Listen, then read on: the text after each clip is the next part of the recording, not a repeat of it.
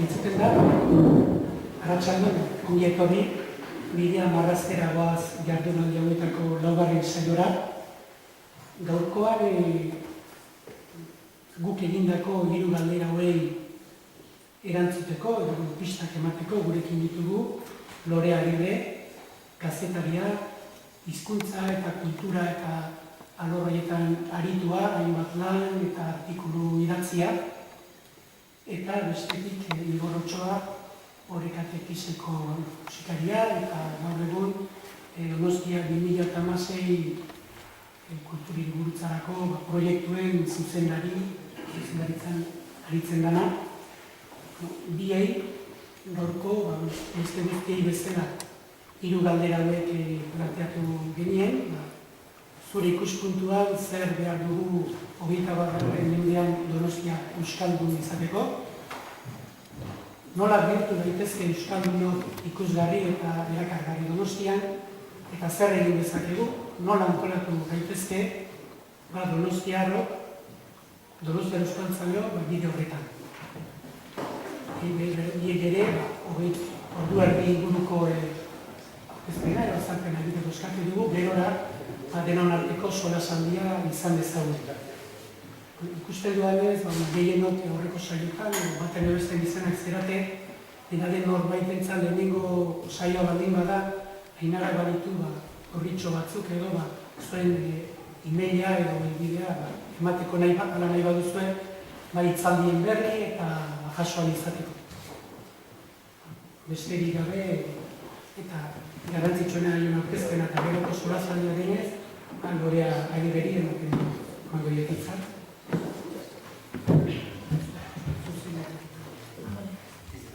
Entzuten dago.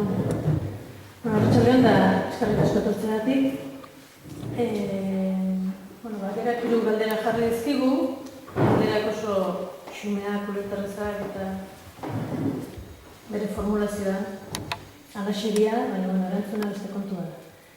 Ni saiatuko naiz euskal kulturaren gaineko uste batzuk, edo ustea baino gehiago, edo zerbait esaten eta ausartuko naiz baita ere, nola antolatu edo horren gainean zerbait ekartzen. Gero espero dut ondorengo solasaldian zuzenduko didazuela nik gaizki esandakoak eta hobetuko dituzuela eta hori izan ditzatekela beharren ezta. Hasteko ekarri dut Josia Zurmendiren zita bat esaten duna, hor ikusten duzuen hori Euskal Nazioa atomizaturi dago, bildu egin behar da, kulturgintzak bakarrik esan dezake non bildu. Horixe da gure kulturgintza, herrigintza, naziogintza, komunitate baten berregintza. Kasu honetan Josia Zurmendi kulturgintza zentzu zabalean hartzen du, ez bakarrik berbada egunero erabiltzen dugun terminoetan, kulturako diziplena, literatura, bertsoa, musika duguna dela, bezi kulturgintza zentzu antropologiko batean guztia, bizitera bat, atzetik datorkigun guztia, gaur egiten duguna eta etorkizunean izan nahiko genuten guztia. Zita honekin gustatzen hastea batetik uste dute oso garbi esaten dulako kulturaren garrantzia handia dela. Eta gero behar da gure eguneroko bizitzetan edo eta berdin administrazio publikoek egin ditzaketen politiketan edo herri ekimeneteko taldeetan eta egiten dien gauzetan pisua ez da hainbestera jokoa. Garrantzitsua da, Josia Zurmendik nazioitza aipatzen du, ez da. Garrantzitsua da, azken finean, nolabait definitzen batetik, uste dut esan behar dela, eta bat egula, baina esaten dagoela, minorizazio egoera batek baino ez duela sortzen itzaldea bantolatzeak, edo Josiaren itzaldeak ekartzeak eta berak idazteak, eta nik ondorean izango dituan guztiak, minorizazio egoerak erabaten gaitu horrelakoetara, ez da hizkuntza hegemonikoen kasu, horrelakorik ez da planteatu ere egiten, igual batzuetan bai. Orduan, hori importantea da, bai? Eta hizkuntza minorizatuak edo egoera minorizatuan dagoen hizkuntza badugu eta egoera minorizatuan dagoen kultura bat dugu. Ez hizkuntza minorizatuak, ez kultura minorizatuak. Era berean, komunitate minorizatu bateko hiztuna gara. Egin horrean, komunitate horretako kide garen einean gu ere minorizatua gara. Bueno, honekin ez du nahi frustrazioa inorrera eman, baina uste dute ondo dagoela jakitea edo esatea bentzat, ez da? Orduan, lehenengo galdera planteatu digutena zer behar dugu 21. mendean Donostia euskaldun izateko. Alegia gu euskaldun izateko, alegia gure seme-alabak euskaldun izan daitezen. Bai? Alegia zergatik enpeinatu behar dugu tema honekin euskaldun izaten, hori da galdera. Horrekin batera galdera da, eta da, non gaude, edo nora iritsi gara, eta ondorengo galdera nora joan nahi dugu. Bueno, benik eta lehen esan behar da, euskararen normalizazioa eta euskal kulturaren normalizazioa eskutik doazela. Batak bestea baldintzatzen duela. Baina ez bakarrik batak bestea baldintzatzen duela, baizik eta nik uste dut eta aldanik ere defendatzen dudana,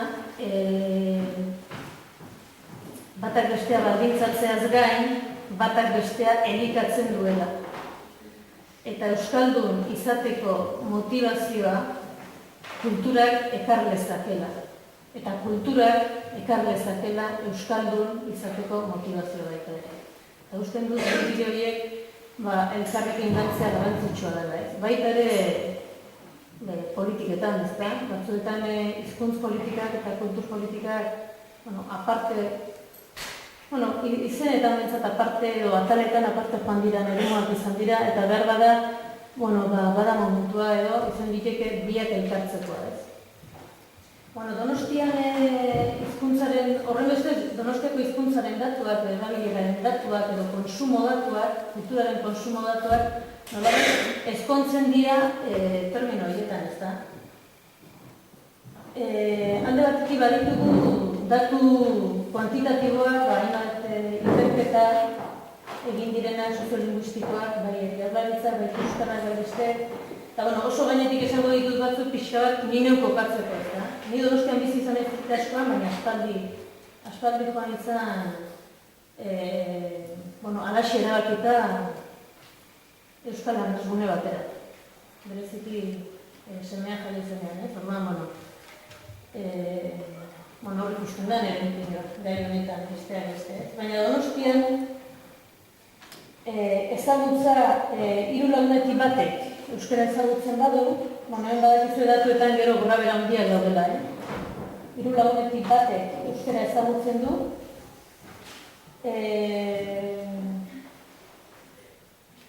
hartzaileak edo euskara ulertzen dutenak edo esan genezake plano elektron batean harremen bat izateko moduan egon daitezkenak 1,5 dira, baina elebakarrak 150 dira. Orduan minorizazioaren datuak oso evidentea dira, ez.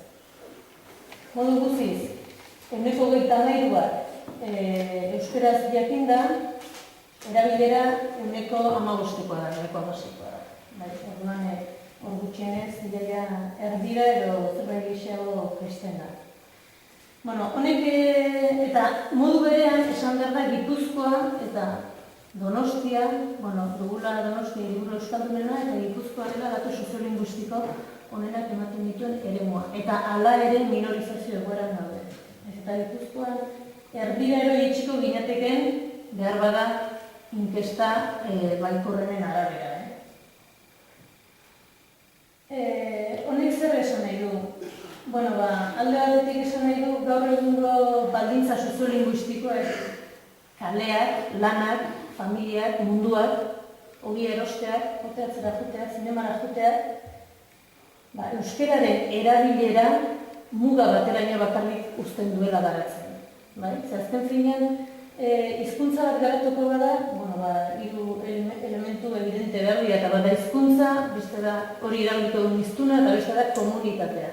Zenik txinoa ikasi dezaket, baina ez da dute ingo txinoretaloan, segura ez dut asko aurreratuko. Ez nik, hori nire problema litzateke, baina hizkuntza txinoak eluke asko aurreratuko Euskal Herrian kasu horretan, bai? Zer plan honetan uste dut nabarmendu behar dela baita ere hiztunaren garrantzia edo hiztunaren beharra eta behar bada eskubide individualen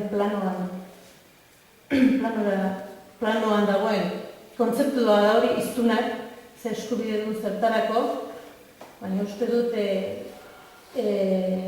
oso modan dagoen diskurso bat dela, bizi ditugun gara hauetan, ez da, nik zer nahi dut, nire eskubidea nahi dudana, hori da bat, bai hizkuntzaren planoan eta bizitzako beste plano askotan, bestea da, komunitateak ote duen eskubiderik, eta hirugarrena da, hizkuntzak ote duen eskubiderik. Zer behar da hizkuntzak aurrera egingo gara. Ez behar du komunitate bat, eta behar dut hizkunak. Orduan, gaur egungo baldintza soziolinguistikoetan zergatik ez da erabiltzen, gaur egungo baldintza soziolinguistikoetan ezin delako gehiago erabili, demagoan, horrela dela, edo esan ditekela horrela. Azken finean, hizkuntza baten erabilera edo kultura baten konsumoa normalki ez da autu. Hemen, bi gauza kontraesan esan ditzazkete. Ez da auto individual bat, bai? Normalki hizkuntza ez da aukeratzen, edo kultura ez da aukeratzen, zu bizitzara komunitate baten, eta zuk aukeratzen duzu hor eskaintzen zaizuna, bai? Hau da, jatetxe bateko menua bezala, ez da, zu menuan dagoen aukeratzen duzu zure bizitza, bai? Eta menutik kanpo oso gutxi aukeratzen dute ezer, bai? Menuaren barruan gaude, orduan menu horrek eskaintzen dizun horretan. Alde horretatik autuak hasi kolektiboa da, edo kolektibotasun horrek eramaten zaitu auto batzuk egitera. Azken zinean guk taldea egiten dugun bezala taldeak gu ere egiten da. Baina aldi berean, egoera minorizatua denez, euskaldun izatea, euskal kultura konsumitzea auto pertsonal bada inoiz baino gehiago. Ulertzen da, ordan bi kontzeptu, baina diferenteak dira. Bat, hemen inork ez du aukeratzen bere kabuz, edo askatasun esparruak antropologikoki esan da, ez dira handiak, ez da egia existitzen direnik, aukeratzen dugu ezkontzen garako harriako jendearekin, poteatzen dugu herrikoekin, ezagutzen dugu jendea gure ekirakoa da, bai? Pixka bat guri jartzen zaigun horretan antolatzen dugu gure bizitza, baina aldi berean, horren barruan, datorkigun hizkuntza hein handi batean, edo eremu nagusienetan, erderak izan da, frantsesa edo gaztelera, horiek ez ditugu aukeratzen, baina horren barruan euskaldun izan nahi badugu, autopersonal bada gehien bat. Hein handi batean. Datuek esaten digute baita ere, Gipuzkoako datuak ditut, 16 urtetik 35 urteko gazteen artean, inoiz baino elebidun gehiago dagoela, inoiz baino euskaldun gehiago, baina erabilera gero eta beherago doa da. Horren ez esan dezakegu Donostian inoizko euskaldun kopuru absoluto gehien dagoen momentuan daudela, inoizko euskaldun oso edo alfabetatu gehien dagoen momentuan daudela, baina erabilerari dagokionez gero eta segurazki gero eta berago doa, baina hori baino gehiago. Guk egin genuen ikerketa batean, ikerketa gure kasuan kualitatiboa zen, beraz iritzietan oinarritzen zena. Horrek uste zen nolabait Donostian euskararen euskal kulturaren presentzia azken urtetan asko lausotu dela. Asko lausotu dela, asko jaitsi dela, oso lanbrotua dagoela. Orduan, naiz eta gero eta gehiago egon, gutxiago ikusten dugu gure burua eta gutxiago ikusten gaituzte.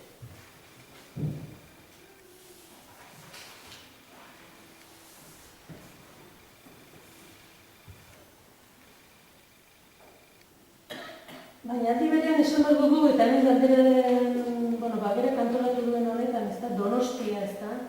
Donostiarentzat euskara eta kulturak aurrera egitea garrantzitsua da, bai? Baina euskararentzat eta euskal kulturarentzat Donostian egiten denak garrantzi handia du. Ikaragarrizko garrantzia du. baita ere Bilbok, hor badaude bi irakurketa, eta bat da, seguraski Euskaldunak, alde batetik Euskaldun gehienak bizi dira, edo bizi gara gune ez Euskaldunetan oso sakabanatuak, beraz oso zaila da komunitate bat trinkotzea, eta bi, Euskaldun gehienak, Euskaldun berriak, edo lortuko ditugu gune ez erdaldun horietan, espero da, edo azken urtetan hortik etorri dira, ez da.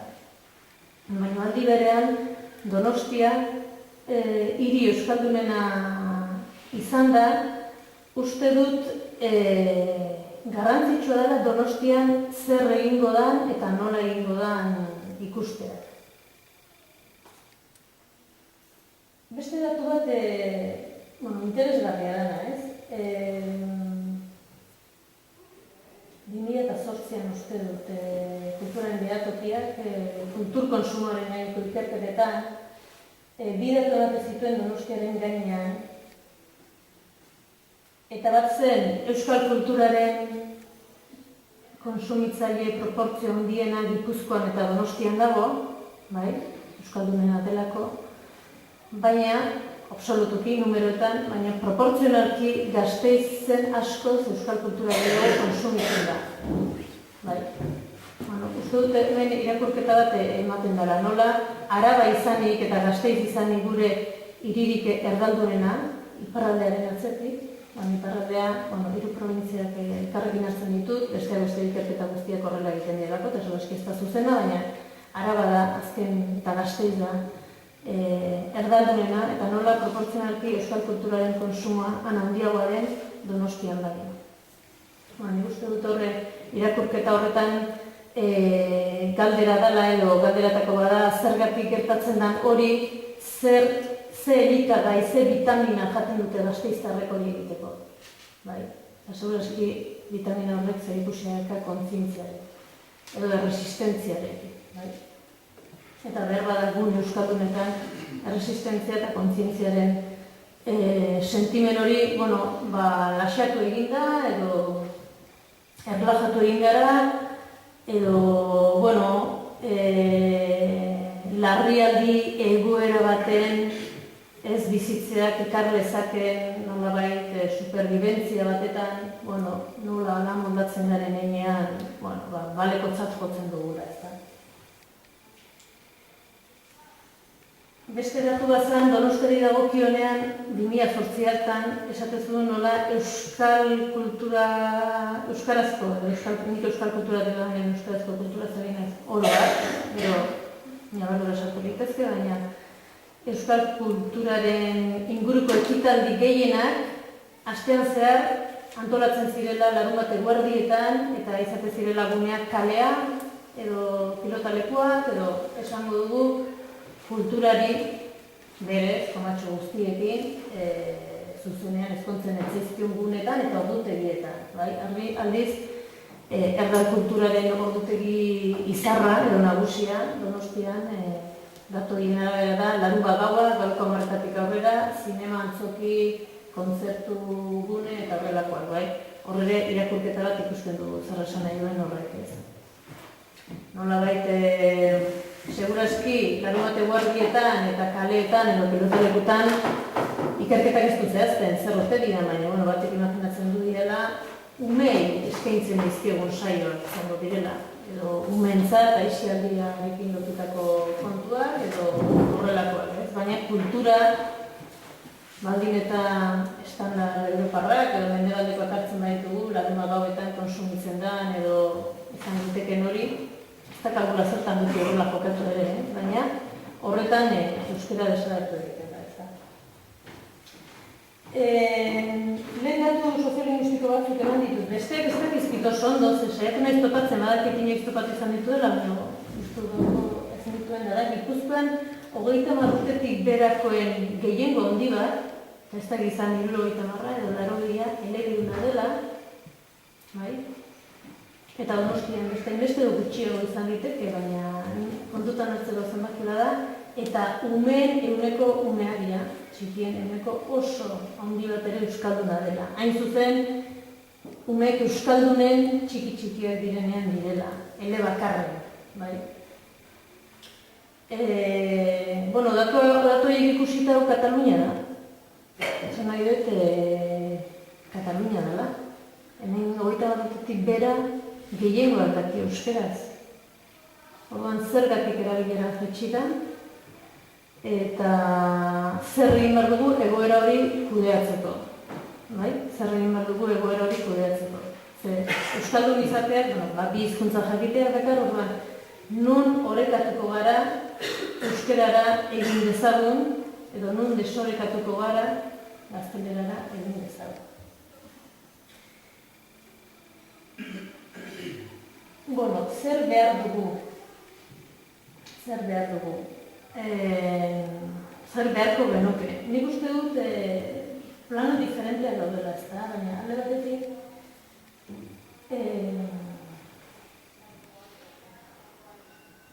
derrigorrezkotasuna beharrezkoa dela.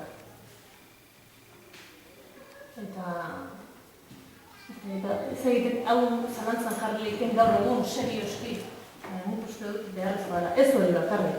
Horrekin bakarrik ez guazten jola, ez da baina derrigorrezkotasuna behar da. Bereziki administrazio publikoan behar da derrigortasuna. Euskara ezagutzeko, jakiteko eta erabiltzeko. Bigarrena da ikusgarri jarri behar dela, bai? Nik uste dut gaur egun euskal kulturen arazo nagusienetako bada ikusgarritasun falta. Gu geuk ere euskaldunok, edo muineko euskaldunok, edo katalanek erabiltzen duten hitza, ezta? Tipularen geruza diferenteak, muineko horretan ere, askotan nekez iristen zaigula euskal kulturan zer sortu den, zer dagoen eta zer ez dagoen. Ikusgarritasuna bereziki landu behar den kontua da. Ikusgarritasuna lantzeko modu diferenteak egon daitezke, baina modu estandarrak badakigu ikusgarritasuna zein izenean nahi zedapenaz eta bereziki transmisioaz. Kultura hondiek badakigu nola egiten duten, naiz eta egia den aldatu direla gauzak, ezta? Baina, egitura nagusiak dituzte nola familia egitezko transmisioa, naiz eta gaur egungo gizartean familiaren pisua desente bat dudan. Bestea da hezkuntza sistema, eta hori bai Espainian eta bereziki Frantzian, guri inguruan edo gainean ditugun bi estatu handi horiek hain ondo egiten duten hori. Hezkuntzaren barruan, edo hezkuntzatik kanpo hezkuntza ez antolatua, edo aisialdia, edo eskolatik kanpoko ekimen guzti hori, eta hirugarrena hedabideak. Hedabideetan, gaur egun sartu behar ditugu tradizionaletatik jakina, baina bereziki sarean eta mugitzen den kultur mundu eta bizitza guzti hori, gure umeak eta gure gazteak hor daude, ezta? Orduan nik uste dut, berez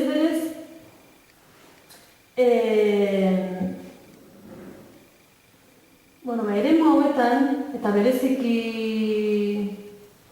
nik uste dute pixu gehiena hezkuntzari eman izan diogula, hezkuntzak asko egin duela, seguraski eskatu zaion baino gehiegi eskatu zaiola behar da, eta pentsatu izan dugula eskolak euskaldunduko zula belaunaldi bat bestea eta hurrengoa, ezta? Eta, nik uste euskaldundu ditula. Beste bada, segun eta nun gauden, eta ze gora soziolinguistikon, eta ze eremutan, eta ze zonaldetan, modu diferentean euskaldundu garela. Baina, indarrak horri baten hor bakarrik jarri girela, baina adibidez, erabiden munduan uste dut nahiko desastrosoa izan dela herri honetan egin dena oroar.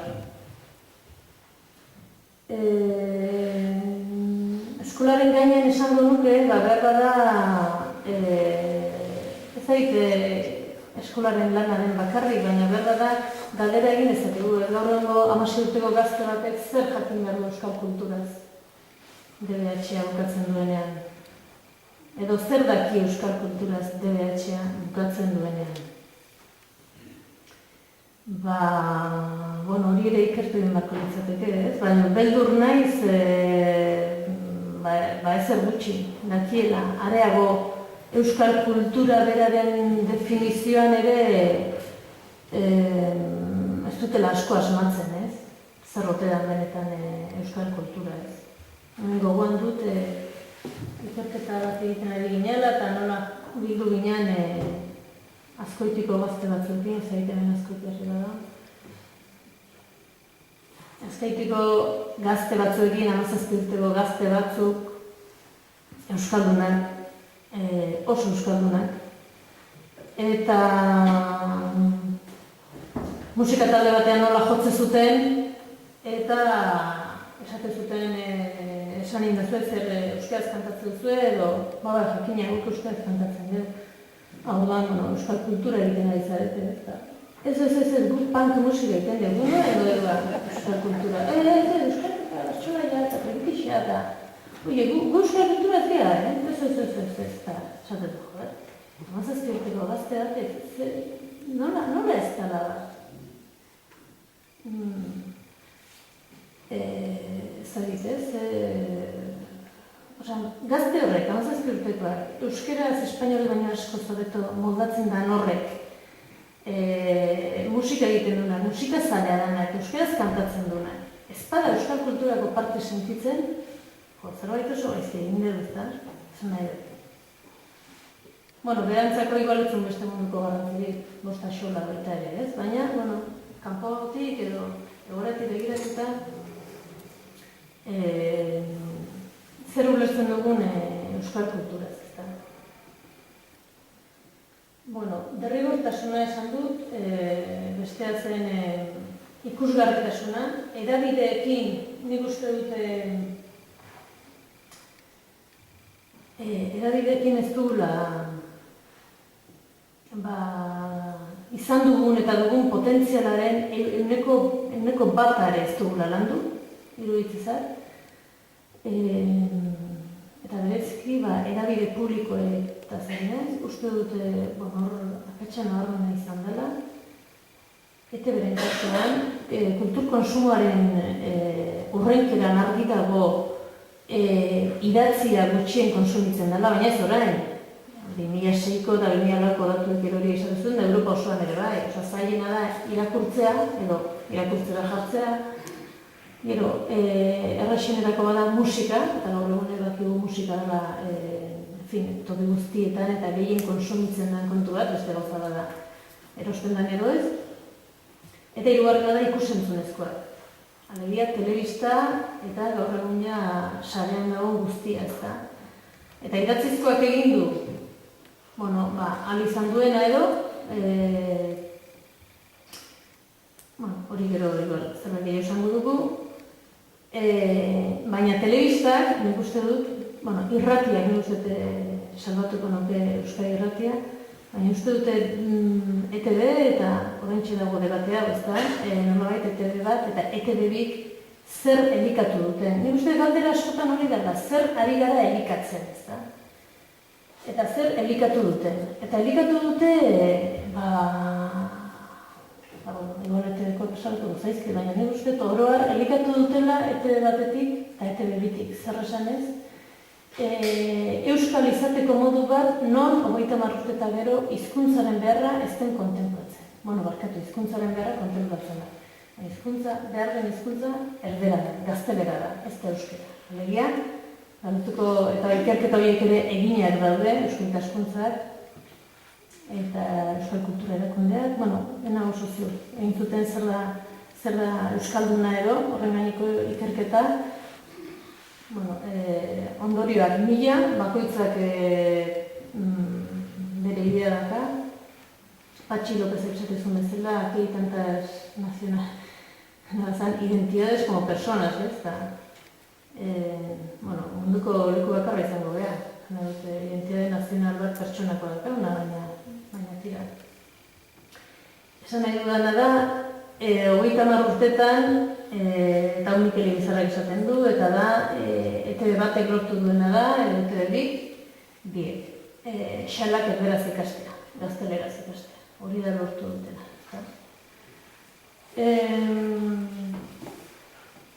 Edabidena, hezkuntzarena eta transmisioarena garrantzitsua da, ze gauza bat gu nola egon gaitezken gure egoera soziolinguistikoan edo gure egoera kulturalean, bai?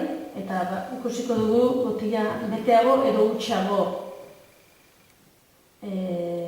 hori ere ala da, baina behar bada botilak zulo badu eta galtzen ari da, nahiz eta bete galdu ere egiten du. Gauza bat da, errealitatea nola den edo, bai? Eta uste dut hori askoz gehiago ikertu behar dela eta bereziki kuantitatiboki jakin behar dela. Nun gauden, zertan gauden, zer motibatzen dituen. Baina hori haina importante da, zer izan nahi dugun. Zer izan nahi dugun. Eta uste dut zer izan nahi dugun horretan, seguraski hizkuntzaren edo euskararen zentralidadea inoiz izan bada, eta nik uste dut gaur baino zentralago egon dela, izan nahi dugun horretan, gaur gero eta baztertuago egoela.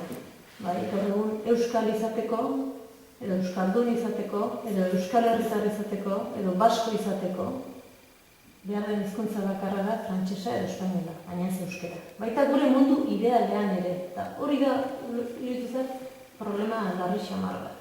Bai? Gauden egoeratik nora jo nahi dugun horretan, asmatuko dugu edo ez, baina gutxienez nora jo nahi dugun.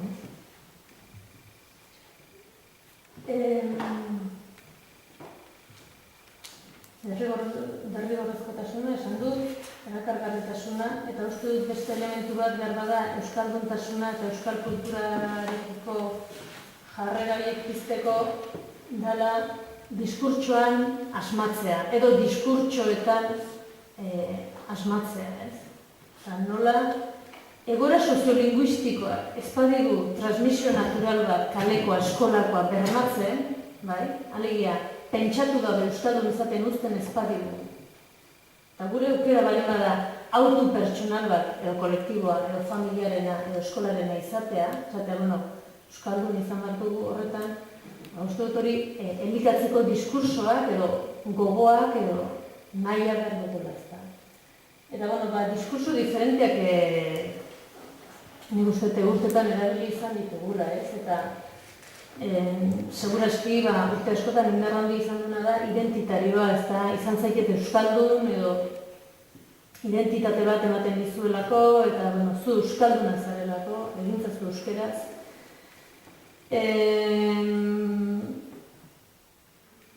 Ondoren etorri dira beste diskurso batzuk, beste, hizkuntza ekologiarena, eta hemen daude batzuen egidatik horretaz, baina hizkuntza ekologia nolabait esaten digu, ez da, aniztasunaren balioa, gehien bat, eta euskaraz ari garen aldiro hizkuntza guztiena aldeari garela, horrelako ideak ematen dizkigu, gune hegemonikoak behar direla, oreka gorde behar dela, desorekatzen gaituena zerran ikusi behar dela. Badago beste diskurso bat, behar bada gure hartan ez duen beste indar, baina hauek berriagoa dira, baina nik somatzen ditu bat direla, eta Galizia aldetik etorri izan zaigu, eta da, hizkuntzaren eta kulturaren normalizazioa justizia sozialeko ekintza badela, baztertua, minorizatua, edo periferian dagoen horrek eskubide berdinak, horren bestez, aukera berdinak edo aukera gehiago behar dituela izan, justizia sozialeko ekintza badela, hizkuntza bat normalizatzea. Badago beste diskurso bat baita, eta nik uste Euskal Herrian han eta hemen ikusten dela, eta nik personalki oso erakargarri egiten zatena, eta da, feminismoak euskarara uste hurbilpen bat badagoela leku batzuetan, eta feminismoak ere gune hegemonikoetaz hitz egiten digu, feminismoak hitz egiten digu nolabait gure aldarrikapena agenda politikoan jartzea, feminismoak hitz egiten digu zure intimidadean edo zure etxeko zuloan gertatzen den hori, kasu honetan hizkuntzaren minorizazioa hori arazo politiko eta sozial badela, ez dela zure problema personala edo familiarra, plaza publikoan leku bat hartu behar dela, subjektu politiko bihurtu behar garela, erresistentzia guneak sortu behar direla, uste feminismoak ematen digula zer pentsatu, ez? Baita ere feminismoak ematen du beste ideia bat, eta da,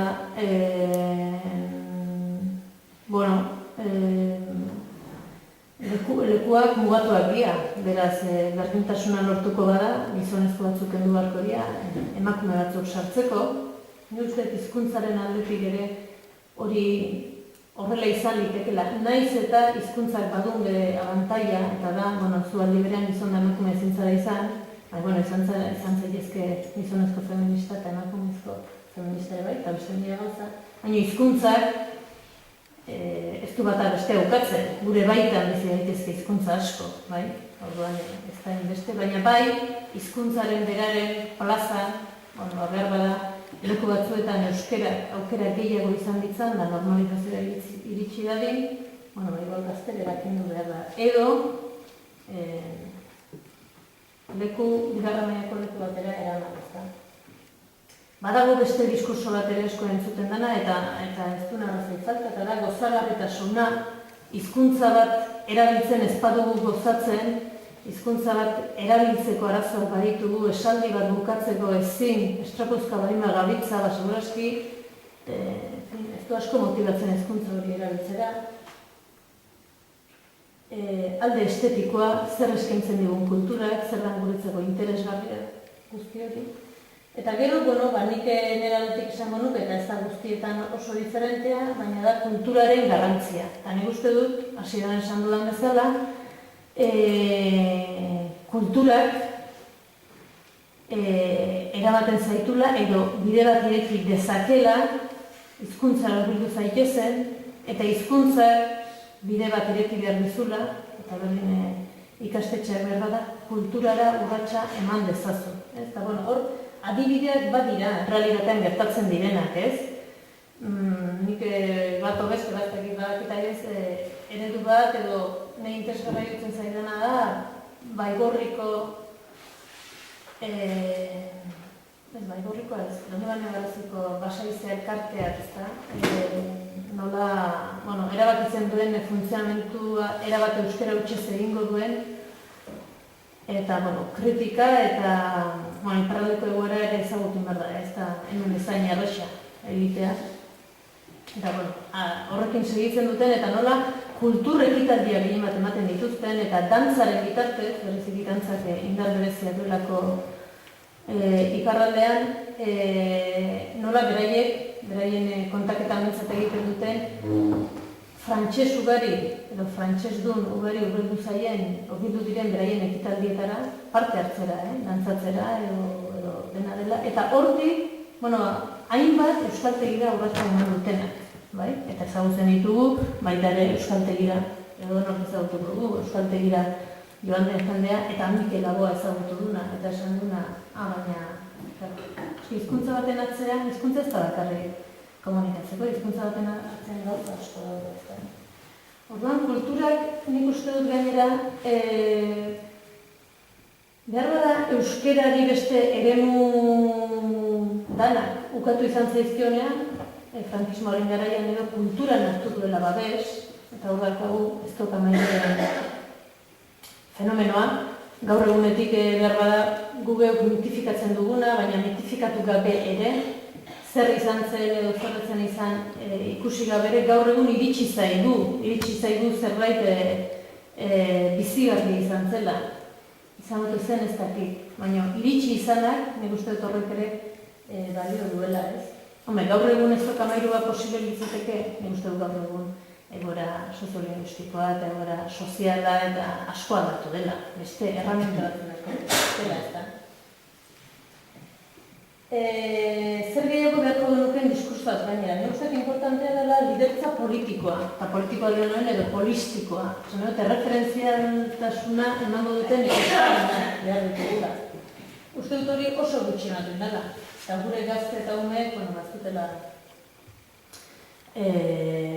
horrelako pertsonairik, ekimenik eta gunerik ezagutzen ez da. Donostira etorrita, zer edo nola antolatu gaitezke. Lehen esan dut Donostiarentzat importantea dela euskara eta euskal kultura, baina euskara eta euskal kulturarentzat importantea dela Donostia. Nik uste dut Donostia izan daitekela eta Gipuzkoa bereziki. Izan daitekela laborategi bat. Uste dut laborategi bat izan daitekela. Momentu honetan euskal kulturaren gaineko laborategi bat. Gauza diferenteak frogatzeko, gaizki egindakoak baloratuta aldatzeko, berriak egiteko, uste dute herrietan, auzoetan egiten dena edo sortu daitekena mimo bereziz tratatu behar dela, sorkuntzari dagokionez edo kulturari dagokionez. Uste dut jendeari protagonismoa eman bertzaiola. Uste dut gaur egun euskera interesgarriena uste dut oxigenoa izatea dela, ez hainbeste euskeraren gainean jarrutea edo euskeraz, nola egingo dugun zehatza baizik eta gauzak egitea euskeraz, eta oxigenoa izango bada beste elementu batzuk behar ditu. Eta beste elementu horiek uste dut diala, barkatuko iazue hitzabe topikoak erabiltzea gaur egun, baina uste dut horrela dela, parte hartze prozesuak diala, auzolana, barkatu hitza, milaka izan zuten delako gaur egun, baina uste dut hori dela, uste dut guneak, baliabideak, finantziabideak eta erabaki guneak ireki behar direla. Uste dut ardurak eta eskubideak konpartitu behar direla. Uste dut formatu behar direla guztiok horrelako kontuetan. Eta uste dut guzti hori euskaratik pasa behar dela. Lehen aipatu dituen diskurso guzti horietatik nik ez dut bandera bakarra aukeratzen. Uste dut guztiak beharko ditugula aurrera egiteko. Eta Donostia eta 2006-ekin eta Tabakalerarekin eta nik uste dut lortu beharko genukela euskal hori edo euskera hori ez dadila izan adjetibo bat, baizik izan dadin sustantibo bat. Ez dadin izan euskal kultura programazio edo ekimen baten zati bat izan daiteken bezala ez da egite kultura beste zen kultura, edo egituen kultura, edo ez da gizar baizik. Alderantzi, euskal hori izan behar dela orokorra eta horren azpian egon behar dutela gainontzeko guztiak. Rollo gehixi hori banon, esateko, baina eskaldi pasan nahi denboraz. Eta, bukatzeko igual, jake Joserekin, Jose Azurmenderekin hasi nahi zen, ziazue, irakurriko izat Jose, azkenengo jakin batean idatzitako saldi bat, uste dute pixka bat hasierako honekin lotzen dana, ezta? Eta hizkuntzaren eta kulturaren garrantzia nabarmentzen duena, ez? Eta, Josek horrela esaten du, ezta? Hizkuntzaren hautua substantziala da gure kasuan, bai? Herri bat gauza askok egiten du. Bere lanak, historiak, musikak, tradizioak, klimak eta lurrak, mendiak, itsasoak, lautade, eta batez ere hizkuntzak. Hizkuntzak egiten duela baino gehiago, herri bat bere hizkuntza dela esan izan da. Izan ere, hizkuntza ez dago lurralde, tradizio edo ekonomiaren maila berean, faktore bat gehiago beste alboan. Alderantziz, beste faktore guztiek hizkuntzaren barruan dute bere lekua, hizkuntzaren barruan dira eraginkorrak herria egiten. Beste behin, Jose Azurmendik oso ondo laburbiltzen duela. Gutxura bera, Eskerrik asko, orain Igor Otsoak ditzen. Dena da, jarraian itzitea, nik uste lorearen azalpenak eta ematutela, irekitzutela bidea hausnarketarako, solasaldirako eta agian horietako batzuk aztuko ditugu. Baina, tokatu da, eta gogoan izan esandakoa eta gero itzitzen dugu, guztion artean. Bestetik pixoa kontatu zidatenean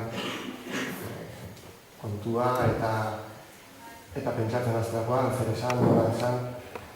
Eta da gauza bat, bestetan ere bakotatu izan zen bakoitzari hausnartzen, ez da, baina hartzen ziren ikuste dituzu zenbat alditan ematen den aurpegi bikoitzaren egoera olakoetan. Eta gero gurtuko diazue pixka bat diskurtso garatzen doa ninean, baina badaude egin eta berriro hartzen den edozein ekimenarekin edo jarduerarekin aldeko eta aurkako faktore asko.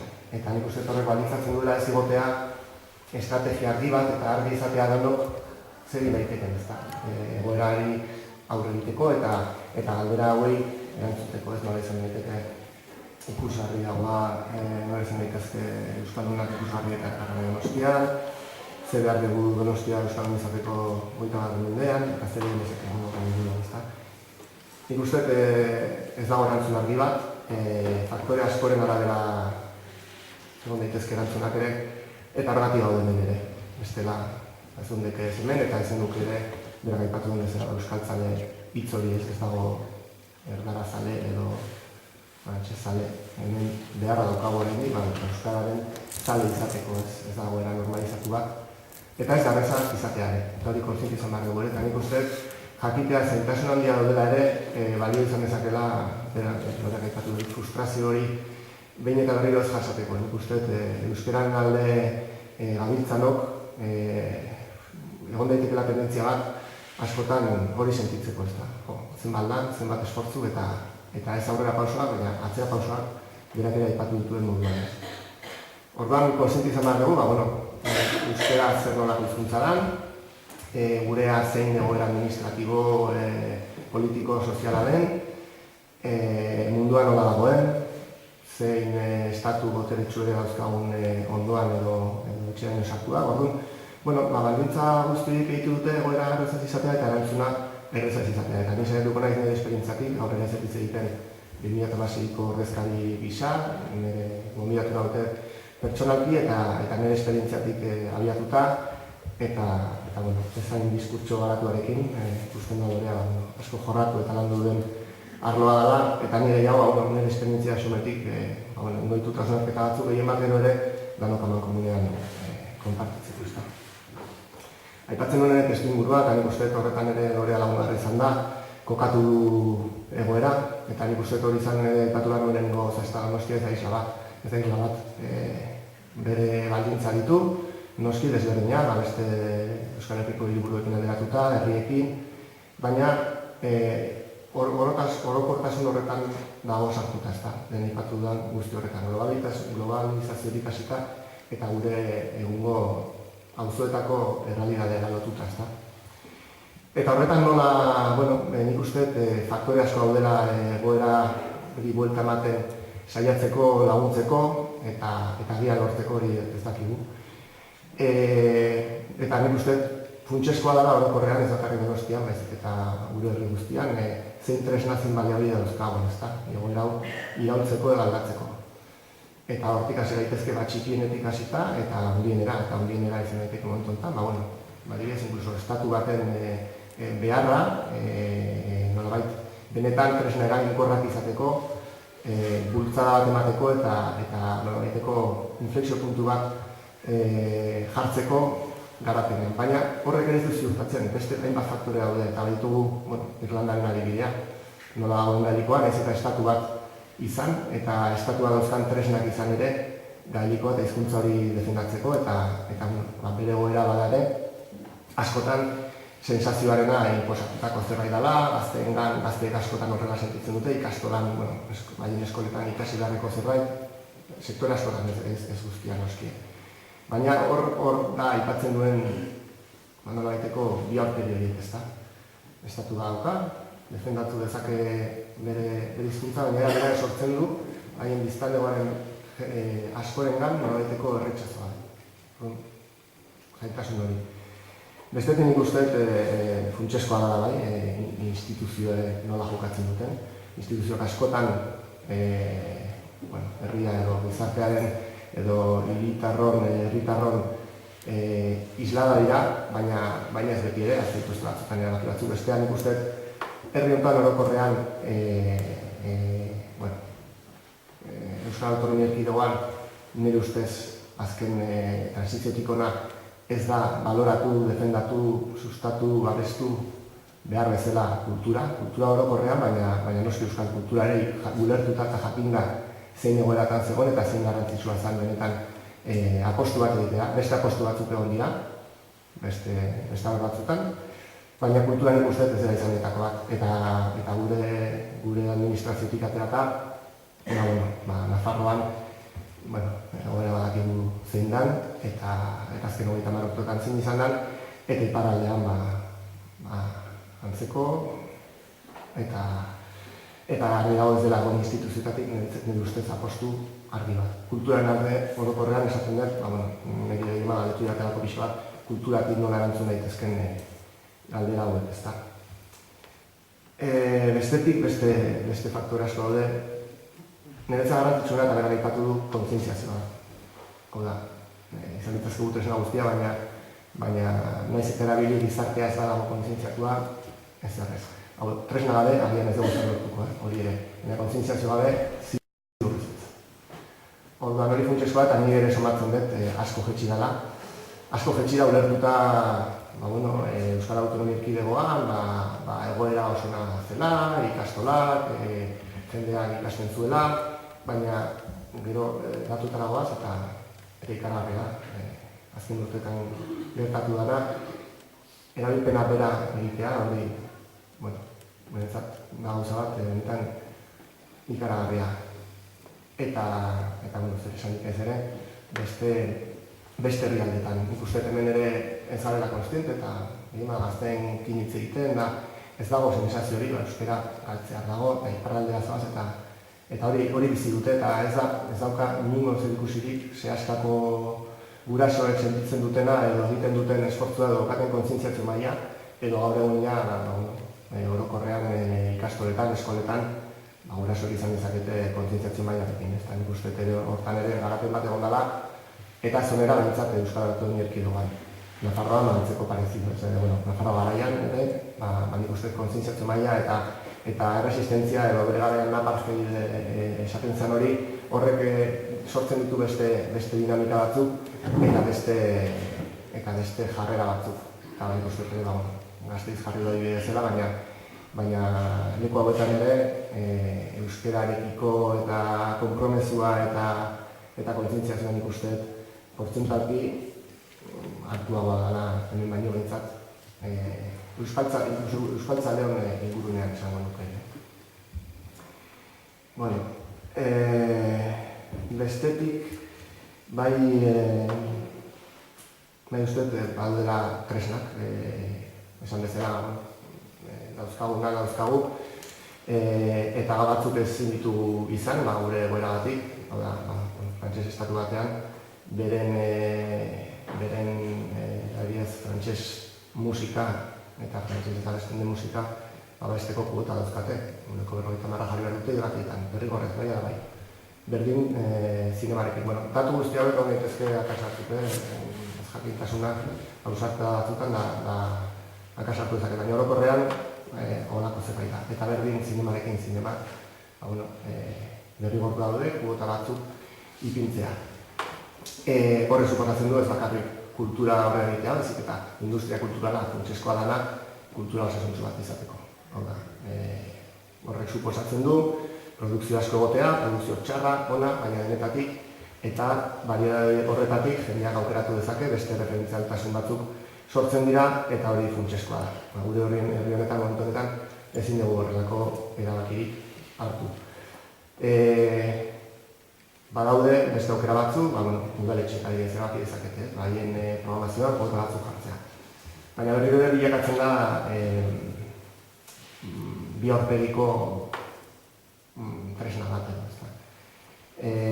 jartzen badezu kuota bat, baina era berean ez badaude referentzialtasun batzuk, gerta daiteke jendea ezagutzen ez duen talde bat ikustea edo antzerki talde bat ikustera ez da jungo, ez badu ezagutzen, ez bada irratian jartzen, telebistan jartzen, eta ez bada sortzen, ez bada orokorrean, planteamendu orokor bat ez bada egiten askotan kuota kaltegarri ere izan daitezke. Orduan etorriko dira esanez, bai jartzen duzu, baina bakarrik militante purua doaz, eta hor ez dago benetan jendeak ez dauka kuriosidaderik eta gare gerta daiteke. Baina benetan bai diskriminazio positiboa beharrezkoa da bai ala bai. Ez dago beste bideri, baina oso modu eraginkorrean erabili behar da eta oso modu honean. Hori da beti Euskaldunon zeinek ezaren batzutan Euskaldun izatea. Beti izan behar dugu seduktore, baina pasatu gabe baita ere gure muga jarri, baina era berean bestea gerturatu eta oso nekeza eta energia asko galtzen dugu horretan. nik uste batzutan ere, bueltan ere ematen dizkigu gauza oso positiboak, baina honetan berdin hartatzen da, ez beti hon barren neurtzen, kuotena zenbat jarri edo ez. Eta esan bezala nik uste izan behar du gauza orokortuan, bestela oso tresna arriskutsua bihurtu daiteke kuotena. Eta oso modu progresiboan ezarri behar dela, eta elkarrekin beste dinamika batzuk babestuta. Adibidez beste bat izan daiteke, eskoletan erreferentzialtasun lortze horretan euskal kulturaren eragileak egun bat eta bestean ikasleekin harremanak izatea. Hori ere adibidez iparraldean asko garatzen duten dinamikan dira. Sortzaileak edo artistak iristen direnean nubaitea, kontzertu bat, emanaldi bat eskaintzera, lehendabizi aurrekin egun batzu egotea, eta horrek sortzen du, baina referentzia ez bakarrik Hannah Montana bat edo Disney Channelen ikusten duten hori, baizik eta zuzenean harremana daukate sortzaileekin, artistekin, eta bihurtzen da beraien gertuko zerbait eta jarraipena egin zaiokete, hartzen dute etxean, bada modu bat niretzat orokortua izan beharko litzatekena edo sistematikoki egin beharko zana, ezta? Gerturatu euskal kulturaren sortzaileak eskoletara, eta horrela modu batean ere kultura bera eta sorkuntza gerturatzen dugu, baina gainera euskararekiko eta ikustea euskaraz ere egin daitezkeela enbat gauza, ezta?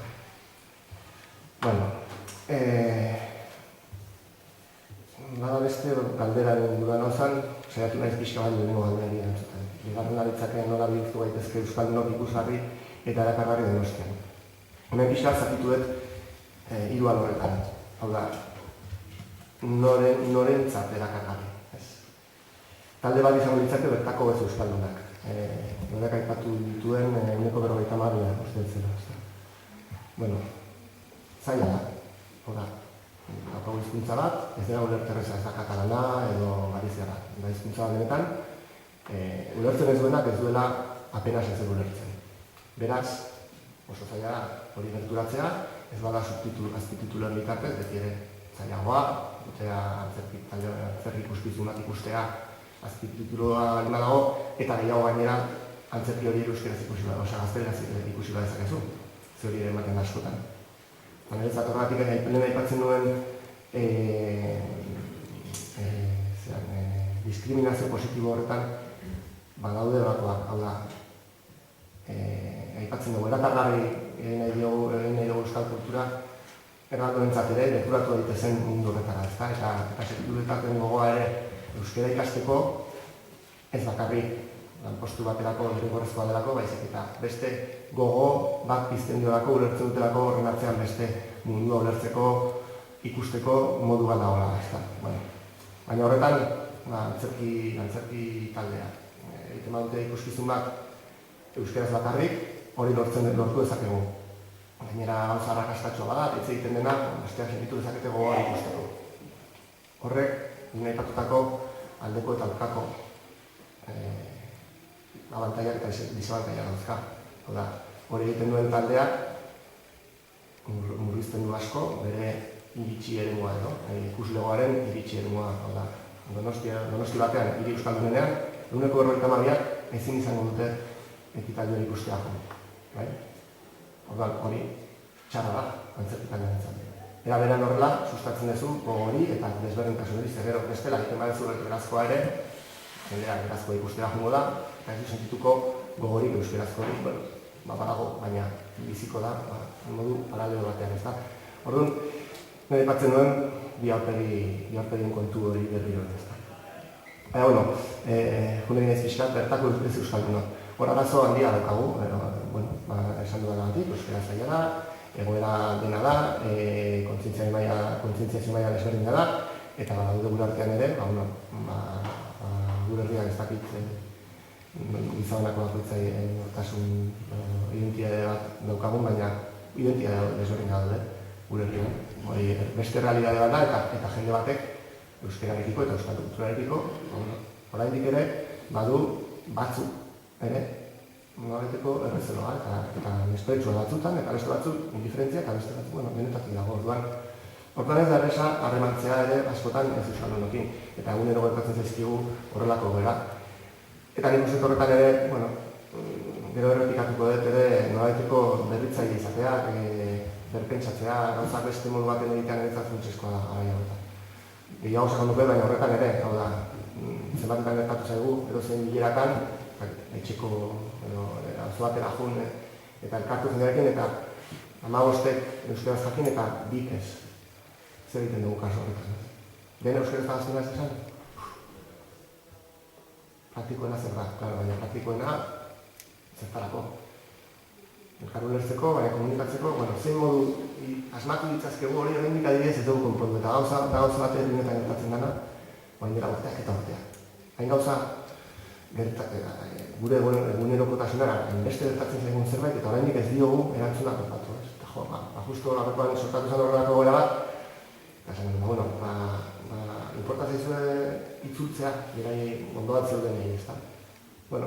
Ez dakit, nik uste, pixka bat oraindik buelta asko embaliziogu buruari erantzun berriak topatzeko. Nik uste, igual horretan ere, ni sentitzen dut, eta nire buruari ere opinio kritika hori nolabaiteko estankatua edo sentitzen ez, nik uste ere antzekoa ez ditugula gauza berriak proposatzen, eta nik uste hori funtsezkoa dela. Eta adibidez horrekin, egoera aurrera jarraitu zuen, euskaraz hitz egin genuen gazteleraz den momentuan, baina besteek itzultzen zijoazen, eta gainera sortu zen nolabaiteko harremana, itzultzaile lan egiten zuten horien artean eta besteen artean. Baina berriro ere esportzu bat suposatzen dut, hori euskaldunak, martzen ziren ere itzultena, eta esporatzen dut, beraien aldetik ere antzuden horienak esportzu bat zela ere, eta egoera ere ez dela eroso bat.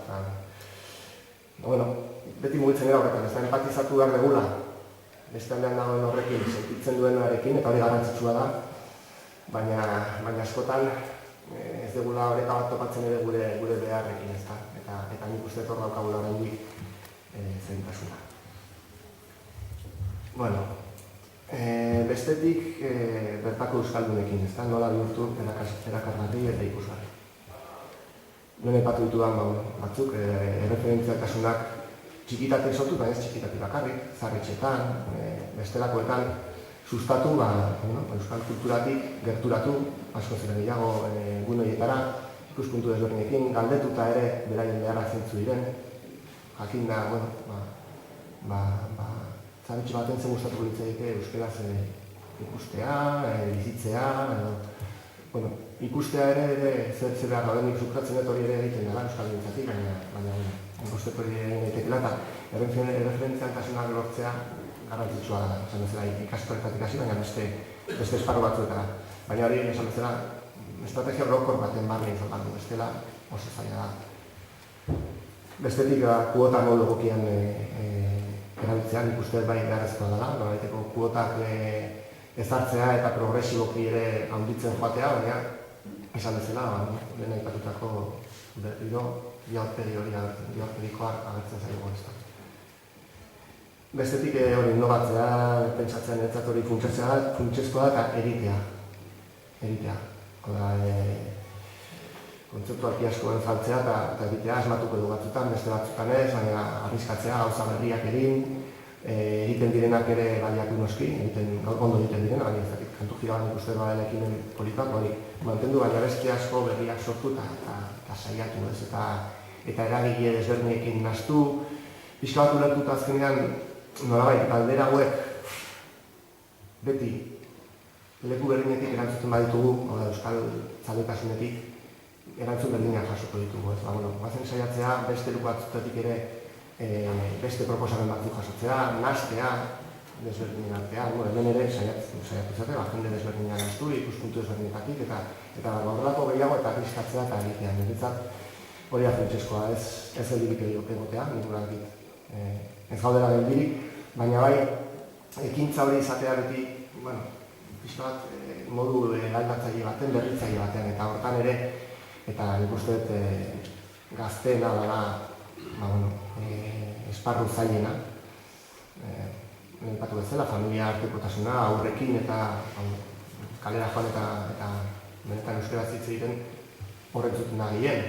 Eta esan bezala, euskal kulturaren inguruko jarduera, guardian ematen dira justo horregatik, ez da, familia gaitua delako baina gazteekin ere nola lortu hori, eta hor daude teknologia berriak, hor daude ulertzea gehiago zein registrotan mugitzen diren, eta niri hori askotan kostatzen zait, naiz gaztea. Baina, badaude eragile garrantzitsuak, piratak ere hemen egon dira, eta nik uste, horiekin ere lortu behar direla, elkarlana sustatu, eta gehien bat, estrategia eman komun bat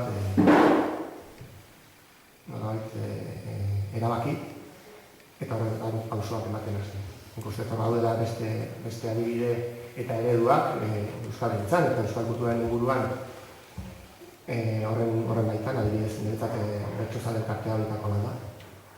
Onda, estrategia bat markatu zuten, ildo estrategiko bat, eta horretan jarri ziren, eta nik uste lortu dituztela, guztietan bezala, itzalekin eta riekin, baina bai lortu dutela horrela pauso handiak ematea. Eta hain mundu zaila den hori bai dela, ulertzen duzu guztiz edo ez dezu benetan ez ulertzen dugu horretan, ez da? Adibidez, euskal musika, entzun dezakezu, nahiz eta ez ulertu. Askotan, eskutzu batzutan entzuten dugu bezala, baina bertsolaritzak badu berezitasuna. Edo ulertzen duzu, ez dezu benetan ulertzen.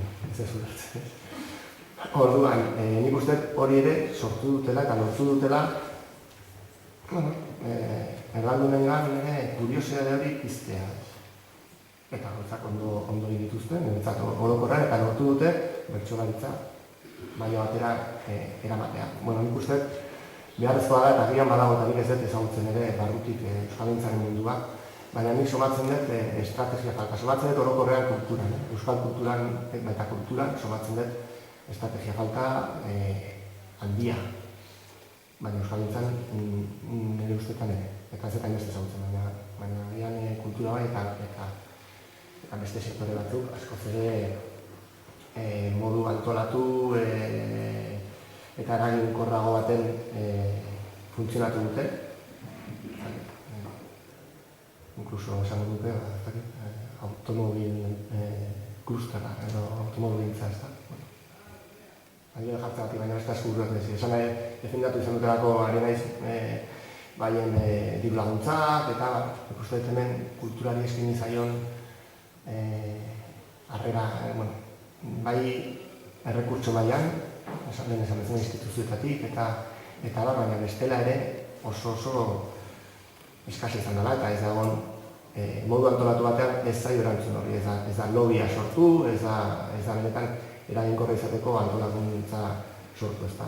Orduan, niretzat hori funtsezkoa da, ikusi besterik ez dago, euskal kulturan eta kulturan orokorrean, elkarteak ez dira oso musikaren artean adibidez, elkartea asko zetzan egon, orain hasi gara berriro pixkat egiten, baina pixka bat isladatzen du, somatzen duana, pixka bakoitza frankotiradoren moduan ibiltzen dela, baina ez dagoela benetan sarea eta eraginkorra izateko kapazitatea, ez da niretzat funtsezkoa indarra bildu eta estrategia zehaztu eta pausoak ematea. Eta bestetik, hirugarren taldea, lehenengoa esan bezala bertako ez euskaldunak, bigarrena bertako euskaldunak, Donostia ari naiz, eta hirugarrena izango zen kanpotarrak, ez da? Turistak egin dagoen asko gustatzen, bisitariak, ez? Zer eskaintzen dugu ere, ze ikusgarritasun daukagu kanpotik guri bisitatzera datozen guztu egintzat, ez da? Nola ikusten gaituzten, edo ikusten gaituzten ere, ez? Hanik horretan uste, badagoela ere, nola baiteko konfiantza falta batzutan, edo ez den sinisten daukagunean, edo behintzat ez dugu atera geniezaioken fruitu guztia. Nik uste badegula kultura mailan, benetan edozein kanpotarrentzat oso erakargarria izan daiteken kultura bat. Gaur, zario diguna da, eta alderatuta diez, dantzekin, katalani dago nire, baina, nire saldana dantzatzen guzen zen, baina berrezait ere, kultura batzu badituzte gauza batzu benetan erakargarria dira, eta beste batzuk ez, niretzat gu baditugu, adibidez, dantzan alderatuta katalanekin, gauza bat, ikusgarriagoa, eta nik uste beste herrialde batzuk jakin izan dute hori ere fruitu ateratzen, eta normalan ez da kasualia ez gertatzen.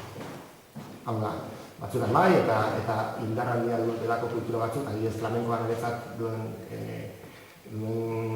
dauzka balio nolabaiteko indar asko du, eta nik uste hori orokortu dara. Beste batzuetan adibidez musika irlandarra eta kultura irlandarra, baina musika irlandarraren bat, izan zen erabaki bat, bere momentuan, Irlandako gobernuarena, Guinnessekin, nolabait ateratzeko kanpora haien kultura lortzeko ere gero Guinnessaren konsumoa, eta kriston dirutza sartu zuten, lortu zuten X lekutan Irlandar musika sartzea, eta horrekin lortu zituzten gaur egun, izatea gauza bat, orokortu bat, erreferentziala, zentzuten dut eta bakizu, hori da musika Irlandar.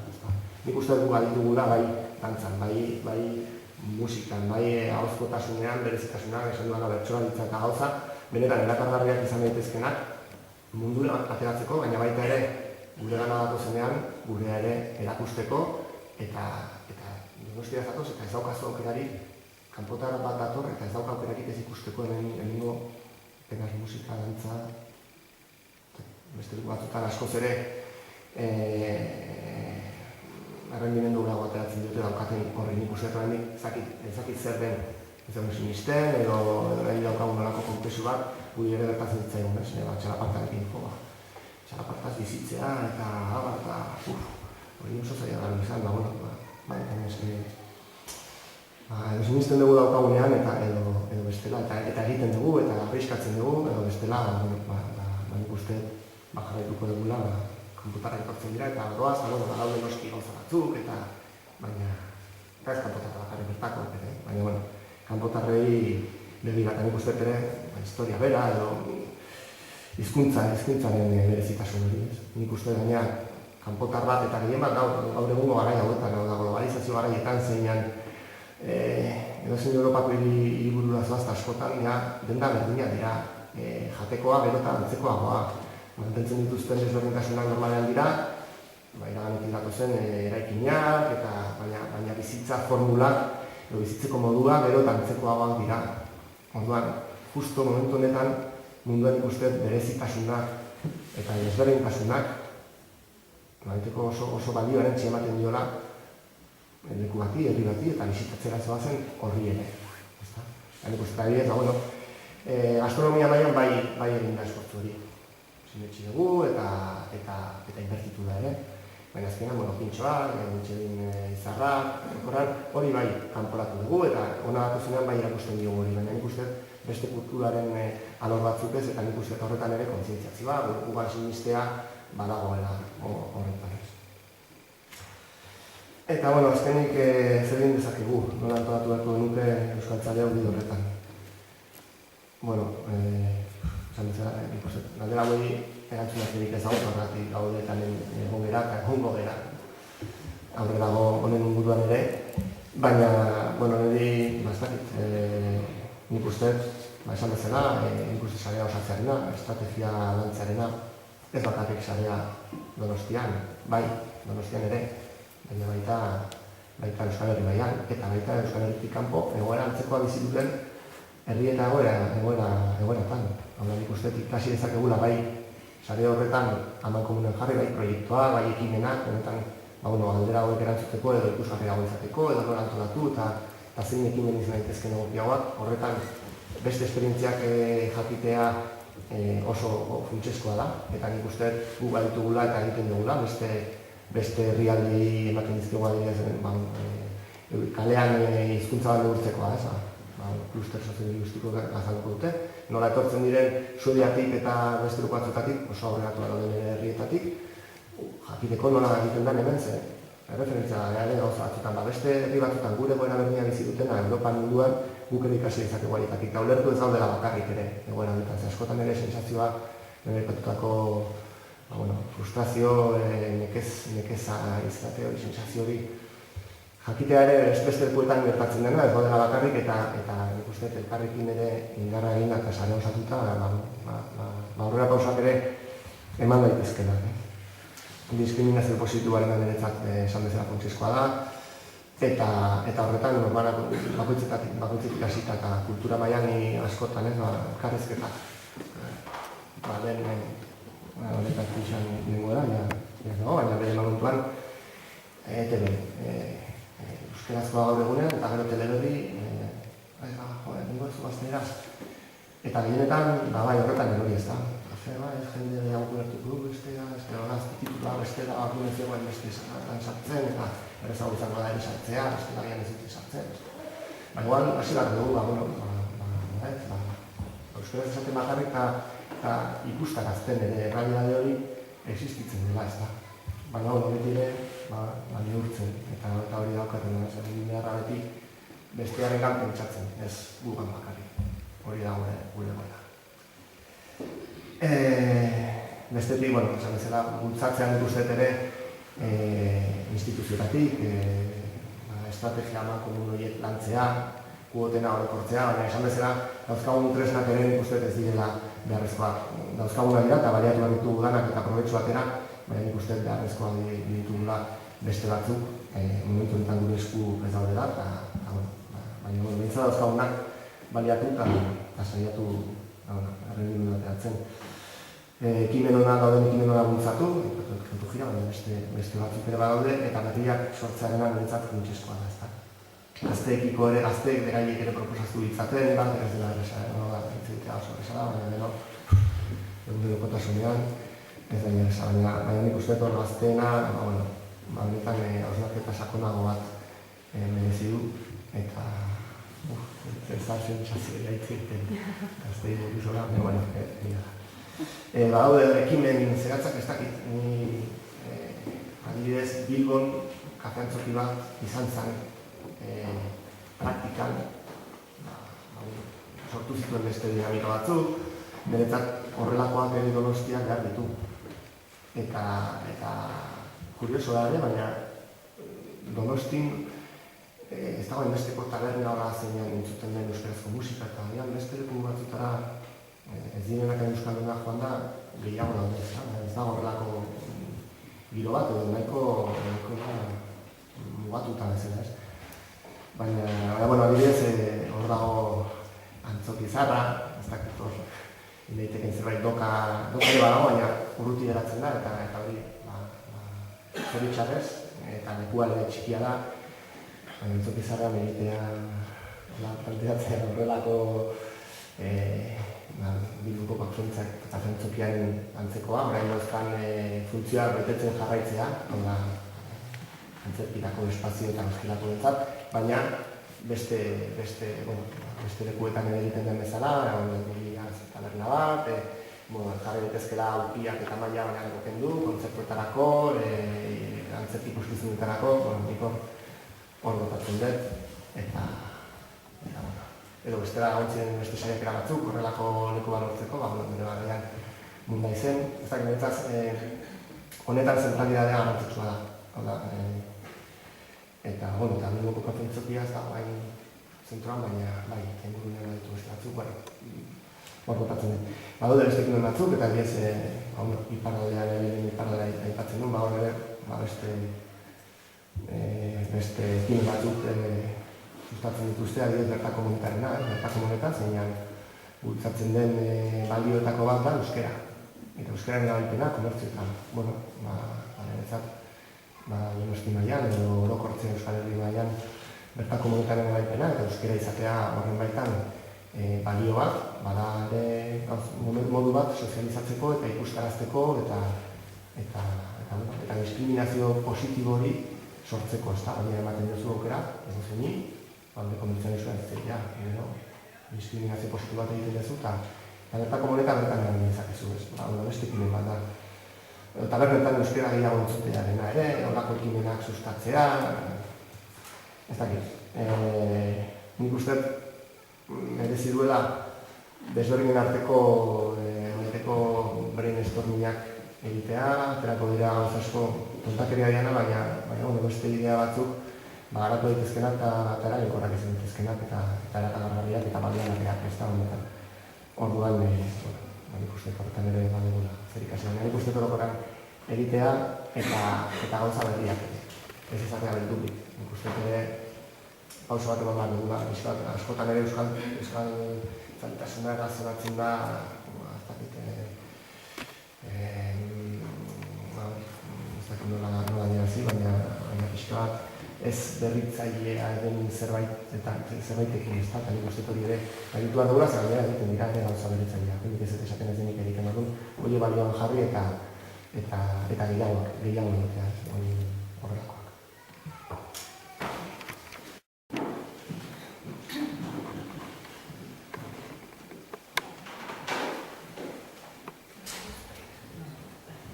Horrek esan dut gauza batekin pixka azatu ez. Ni aurkeztuan, Bilbon bizitzen izan behar baina handiago hortako dut ez da. Lehen esaten du doka bat, kafe antzukia eta kafe antzuki bat, antzuki zaharrean. Eta nik esaten dut eta idea ez da nahia, baina zergatik ez euskal kulturaren laurategi agertoki unibertsal bat Tabakalera.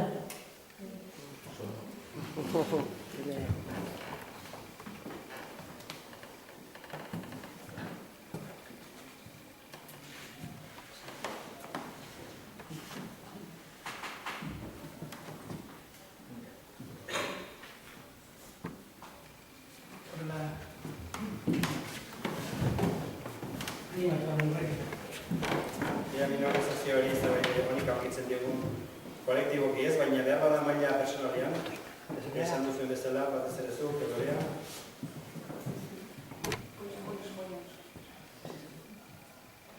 Alegia, minorizazioaren alderdi positiboak, maila individualen behar bada.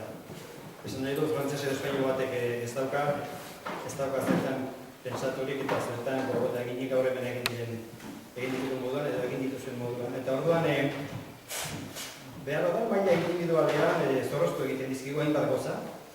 Aipatu dituzuzuk hainbat diskurso, beste feminismoaren eta bat. Esan nahi dut, menperatua edo zapatu egotek ere maila individualean, maila moralean, maila intelektualean izango ditu behar da bere alderdi honak, ez da? Esan nahi dut, Frantziako herri edo Espainiako herri batean bizi bagina, behar bada ez genituela zorroztuko hainbat goza, hainbat gaioaren inguruan, ez dakit ulertzen diazun galdera. Bai, bertzen dut.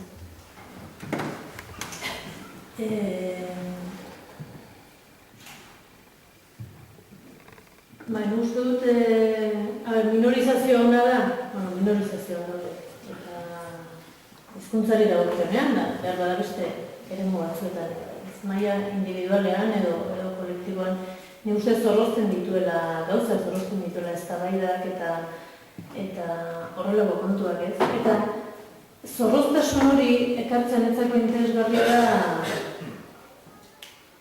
eta hau baki topikoa dela, baina nire eta komentzetago. Gero eta gizarte edo komunitate hobeago bat egiteko bokazio baren daukagu. Hori esan nahi dut. Badakite ez dela ezinbesteko baldintza. Gauza bala euskararen normalizazioa eta kulturaren normalizazioa, eta izango garela munduko beste txoko askotan, ogeinetan diren bezain jatorrak eta bezain zitalak edo ankerrak. Baina uste dut, eta ipatu ditudanean feminismoa edo justizia sozialarena, hizkuntza ekologia, uste dut balio etiko batzuk ekartzen dituztela. Eta uste dut balio etiko horiek euskeratik pasatzeak, nahi balio nahi asko balio horiek gabe ere balioko lidake hizkuntzaren normalizazioak, bai. Baina hortik pasata askoz gehiago balio. Eta uste dut gaur egun gainaz, eta lehen Igorrek ere esan du, ezta, euskaratik pasatzeak, ezta, hor da dago, euskara esaten dugunean zer esaten ari gara, ez? Oso azaletik igual, ez ari naiz, baina aiztoka mairu esaten genuenean zer esaten genuen. Ala bazan edo izpazan, ze hor diskusiak ere badaude, baina esan nahi dut, guk ulertzen dugu, edo nik jaso duan da izan zela, berpizkunde kultural bat, non moderniarekin, tradizioa eta modernotasuna uztartu zituen kulturrekimen batzuk, antifrankista zen, askatasunaren aldeko zela, hori zen euskera momentu hartan. Ze balio erantzi emati duzu hizkuntzari, bai, momentu hartan. Guk gaur egun ze balio erantzi emati duzu hizkuntzari. Uste dut, balio erantzi horrek, laguntzen dula gure burua elikatzen, eta motibatzen, eta Orduan, beste, esango dugu, subordinaziotik irtetzeko gainontzeko borrokekin, ez bakarrik beraien diskursoa gurera ekarri, bezik borroka horiekin ere bat egin. Uste interesgarria da, beharrezkoa eta gure almenak urria diala, baina euskerak egon behar duela etorkinen ongi etorri edo harrera gunetan, oso importantea da hori. Egon behar duela ez horretan bakarrik, baina ulertu beri, egon behar duela bazterkiri edo marginazio gunetan, egon behar dela feminismoaren gunetan, egon behar dela pixka bat, etikoki eta praktikan nolabait mundu hobeago bat izateko bokazioa duten borroka horietan. Horrek niri balio dit, beste bat egin ez di balioko. Baina niri balio dit, nahiz eta izan pixka bat itxia edo. Baina bada nik nire seme alabe gauta egiten mundu bat. Eta nahi dut mundu hori euskaraz egin da den. Minorizazioak alde honak baditu. Nire uste dute badaudela honak. Nire uste dute borroka eremu bat ematen dizula, euskal kultura. Eta, nahiz eta igual nik aurreko diskursoan, igual txika frustrantea edo batuak edo ez da gizar, baina nik ez dut frustrazio bezala bizi, bai zailtasun bezala, baina ez frustrazio bezala. Esan nahi dut, galdera bat adibidez, hemen hizkuntza minorizaturik ez palego kultura den gaur egun kultura sortzen den hainako aberastasuna litzateke? Ni duda handia ditut. Edo izango litzateke, Albacete, edo Asturiasen, edo Baskonian. Ez dezaten gutxiago da hori, ne uste baietz, baina edo euskerak ekarri du hori, edo euskeraren borrokak, edo horrek sortzen dizun zorroztasunak eta zuretzako nahi duzuna nahi duzu, bestentzat, saiatzen zara justiziaz jokatzen, saiatzen zara zure injustizia hori izan da injustiziazkoa bestentzat, edo kultur sormena sortzen. Behar bada egitzatik, uste den kulturan gauza asko egiten dela, gauza asko egin direla, euskeraz, gazteleraz ere bai, baina berezik egin direla hizkuntza baten aldeko borroka dela. Uste dute hori horrela dela. Borrokarako eremu bat eukitzea beti da ona. Eta gero, nik uste dut euskera badala baita ere, lehenko zeetikoarekin lotuta ez, baina adibidez, lehenkoan Fernimo Buruzak esaten zuen, ez? Alemanian musika talde guztiak ingelesez kantatzen ari direla. Aleman ez da esaretuko, edo ez dago eukiko ditu, bere arazo soziolinguistikoak badituen edo ez. Frantziak bere lurraldean ikusten dituen bezala, ez? Horregatik garrako protekzionismoak garrako hori, ez? Baina hango taldei ez esan alemanez kantatu dezaten, ez? Orduan, zein portalo, norberak esango dugu, sortzaileak nahi duen hizkuntzan egingo du. Nik hori errespetatzen dut, ezta? Baina pixkat hizkuntzaren planotik ikusita, euskera ere bada globalizazioa, norabide bakarreko globalizazioan aurre egiteko gune bat. Bai? Alemanian frantsesez airea, Holandan frantsesez airea, ingelesez airea, Frantzian talde asko ingelesez airea. Ez da inbeste ingelesez egitea, baizik eta hizkuntza bakarrera mugatzea, kulturaren konsumoa eta kulturaren sorkuntza ikusgarriena. Euskerak ere baten digu berme bat, globalizazio horren aurrean pixka bat resistente izateko. Adibidez, ez? Nik uste hori horrela da. Eta hori behar bada, gaztelerak ez dizu ematen. Hizkuntza hegemoniko eta globalizazioa da. Igual frantsesak emango die, frantsesek. Igual bai dituzte horrelako kezkak beraiek ere. Baina euskarak berme batzuk ematen ditu. Eta gero, egiteko daukagun guztia, asko da, baina, eremu libre bada, ez? Edo askotasunean, oso hilarkiari nahi, praktikatu daiteken eremu bada, ez? Uste dut. Horrela zerbait?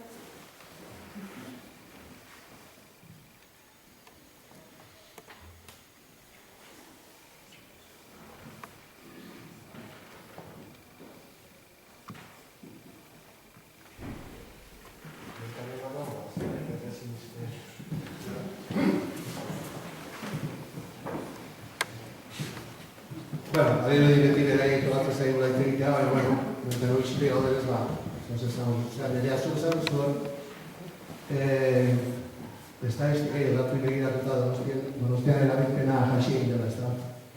Gero, zango zuen da 2008koa, edo 2006koa, EKBek eta egin zituen hori ez da, zeki datu erudien ateata badien. Eta batun bat, bueno, egoera eskorra, ez da, planteatu. Zurri badakiten 10.000 ikasle inguru euskalduntzen ez direnak direla, Donostian momentu honetan. 10.000 pasatxoan da. Euskalduntzen ez diren ikasle. Hori zugarrizko datua. Nik ez talde, aurrekoan izan duen bezala, ez da presioa den. Edo datuek eman ditugunak, nahiko eskasa diren eta ez ditugun berriak, eta hor ditzen garen erdipurdi.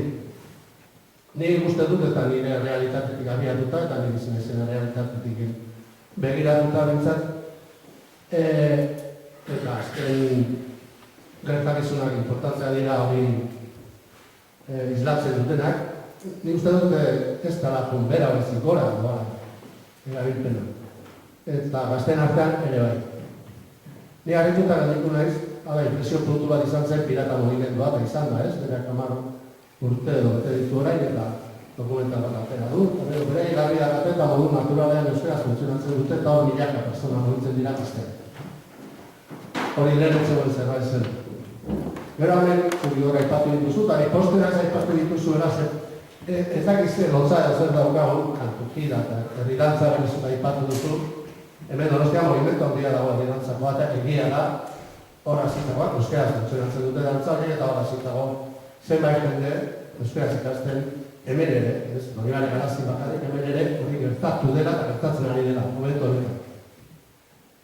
Eta kantukirarekin berriz 10 urte bete ditugu eta egunkariaren mugarekin batera milatik gora elkartu ginen, ez da? Eta normalean hilero elkartzen garenean hilero honen deno baten garenean, baina bestela auzo bakoitzean da hori elkarte diferentea, horretaz aritzen direnak eta euskaraz funtzionatzen dutenak. Orduan, movimentu hori sortu berriak, azken urteotan sortutago dira. Eta beste impresio puntuak, nire ustez izan da, azkenengo, beste 8 gazteagoen atxiloketaren inguruan, hor gure barri sortu dira. Eta nire uste dut hori hausnartu beharko benukela. Hori hausnartu beharko ditzen, hori ikusten ari garen ikuspuntutik. Hora, euskera eta euskal kulturarena. Eta tartean esango dut, postera izela kultura lotu duzuelako euskerarekin, ze hori pentsatzen dut logikoa dela eta beti egin behar dela. Lotuta daudelako. Eta askotan bat bestea gandik apartatzen dela, edo bintzat ez dara konsideratzen.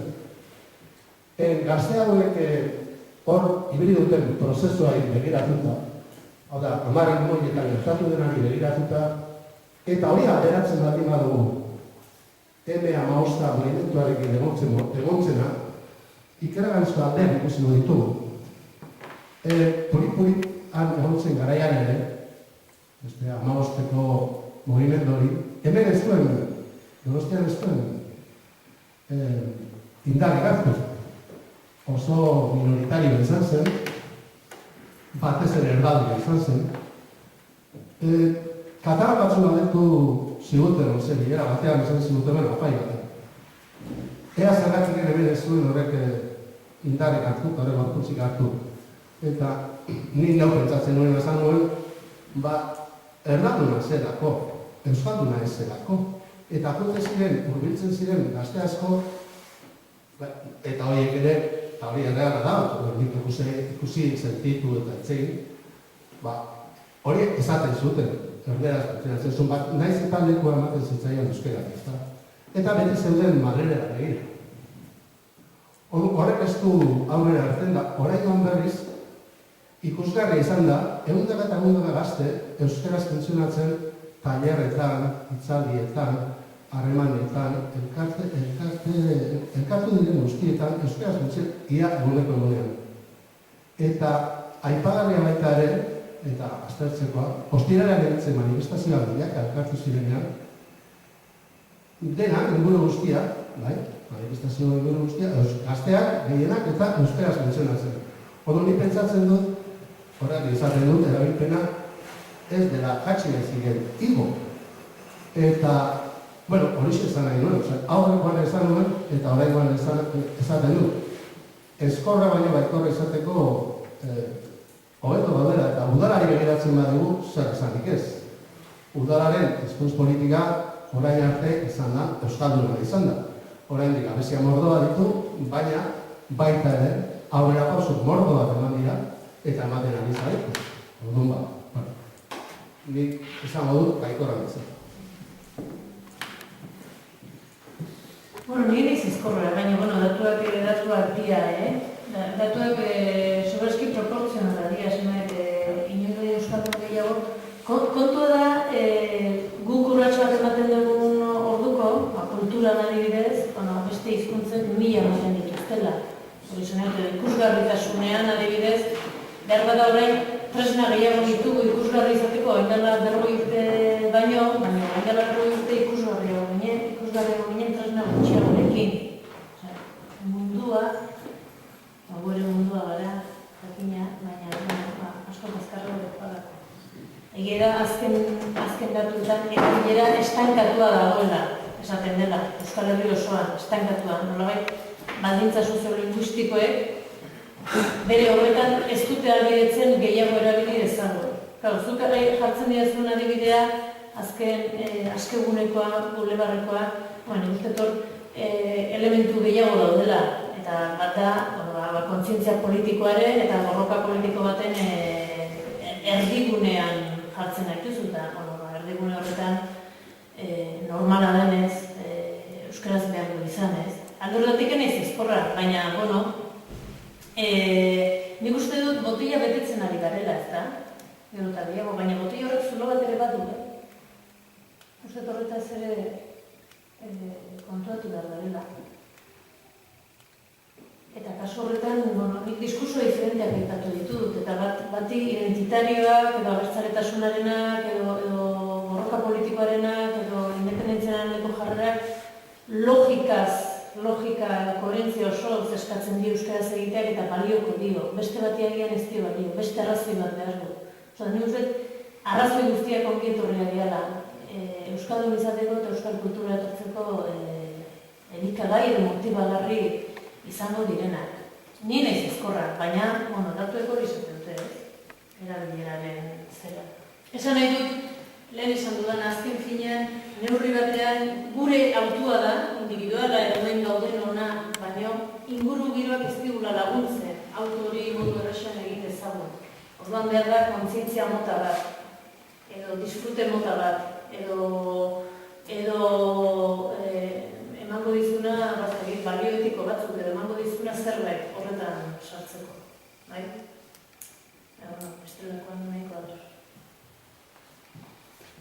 Aipatu nahi denbora behindikan pixka da dakau, baina ez nuke utzi nahi hola bukaeran bota dute eta ez nuke utzi nahi hola bere hortan geratzea, zeren niri interesgarri iruditzen zait, Igorrek bota du antzoki zaharrarena, nik uste asko nahiko genukela antzoki zaharra izatea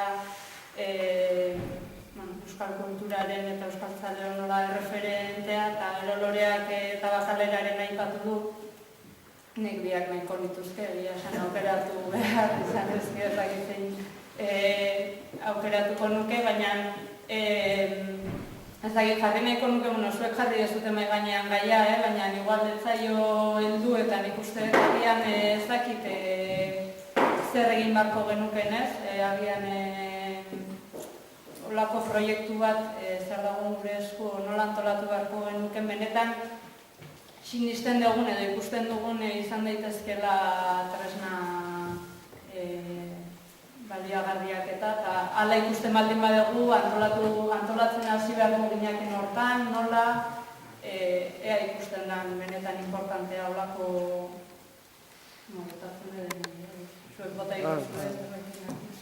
Ari hori horretak pixo bat iraka. Hori egortzen ez diren bitartean, baina etxe hori baditu balintzak. Loreak erantatu duen laborategi horren oinarri izateko, bestea egiten duen bitartean.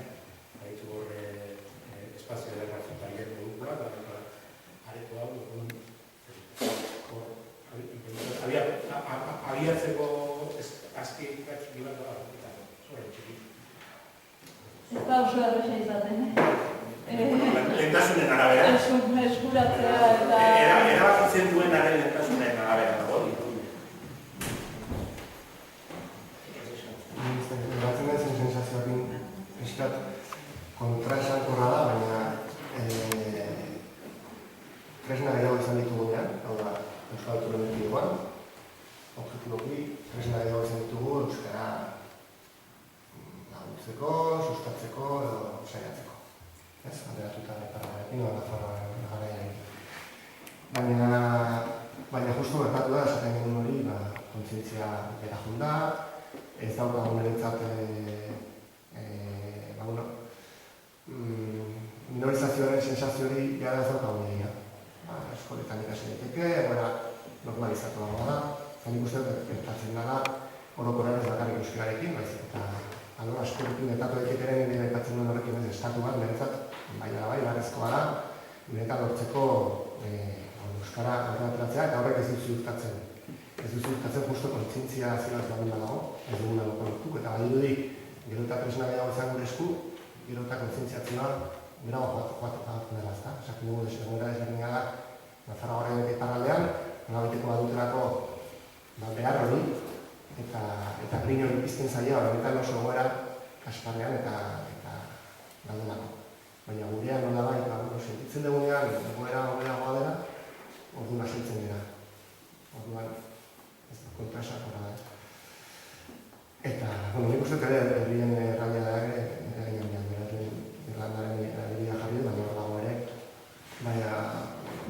Irlandako estatuaren Euskal Herritzkoa, Ia itzazten da hizkuntza bat, nola eskolatu zuten, baita ere noski bere alde honetan txarrekin, erkatutako guztiekin, baina hor batzen horren kontzientziazio sakon. Denek zuten sensazio berdina, nortasun berdina, helburu berdina, argi eta garbi. Hemen agian ez, eta horre balditzatzen da asko gure. Beste bat faktoren artean, lehen esatako, agi estatu boteretsu aurka, askotan, eta organizazioa, eta hori ez, zen geratzen sensazio horrekin. Ze kontrasakorra da, lortuko bagenu estatua, zer gertatuko zen. Ez bakarrik euskararekin, beste hain bakar horrekin. Esaldi hori de contra Franco se usaba mejores. Eta gira da, konflikto horretan gertatzen dira, sortzen direla kultura adierazpide hauskorrak, berritzaileak eta emankorrak. Ez nik uste herri honetan eman dira. Galduko genuke hori ere, zen badugu ikasiko batean estatu bat, botatzen dute.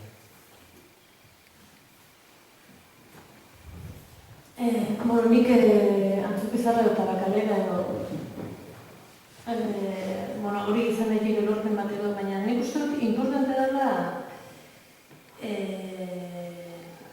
herrietako, auzoetako jendea zertan dabilean eta pixka dinamika horiek, beti gorako dinamikak alimentatzen.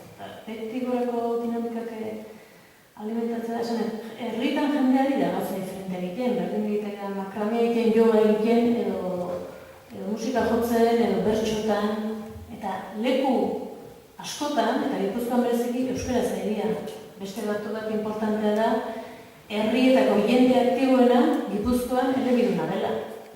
Elebakarra oso gutxi mugitzen da, gazten artean adibidez. Orduan, importante egitzeza ere mugietan lan egitea. Eta sareak sortzea,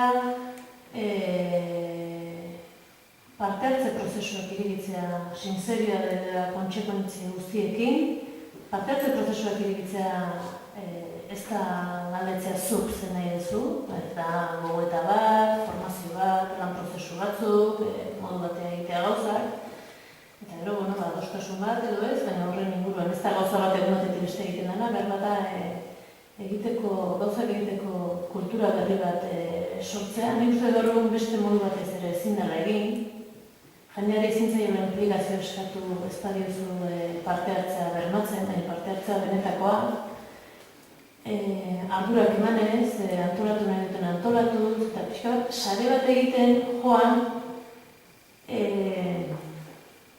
euskara gai izan gabe, euskara oxigeno izan da, eta leku askotan alda oxigeno izan, beste mila gauza jendeari intereste zaiona egiteko, izan dadila euskaraz, euskara hitzen patu gara. Uste dute, hori importante da bezala hezkuntzan, kurrikulumean euskal kulturaren zera sartzea, importante da bezala eskolan edo aixian edo gazteengan sortzailetasuna bultzatzea, sortzaile denok izan gaitezke. Horrelako eremuak lantzea, ez? Eta Donostia batean, nik uste auzoetako dinamikak ezagutu behar diela, eta handa jendearekin lan egin, da implikazioak behatu eta konpromisoak lortu, eta proiektutan jendea animatu proiektutara, bertan diseinatuak, eta horrek eskatzen du, hori parte hartze benetakoa, baliabideetan parte hartzea, finantziabideetan parte hartzea, erabakietan parte hartzea, modu ordenatuan, nahiz eta kausa sortuko da, baina nik Goitiberako gero eta gutxiago zenezten dut. Goitiberako norbaitek antolatu eta gu konsumitu, baina euskal kultura zerbait behar bari maduak da komunitatea. Espainola biziko da, baita internetez mintzatuko badia munduko espainol guztia. Gu ez, guk behar dugu komunitatea. Tenikotu behar dugu horrekin hitz egin, eta ez sarean, bakarrik, modu errealean, ez? Guztet hori importantea da. Eta horretan lan egin daitekela. Proiektu diferentetan. Uste du baiet.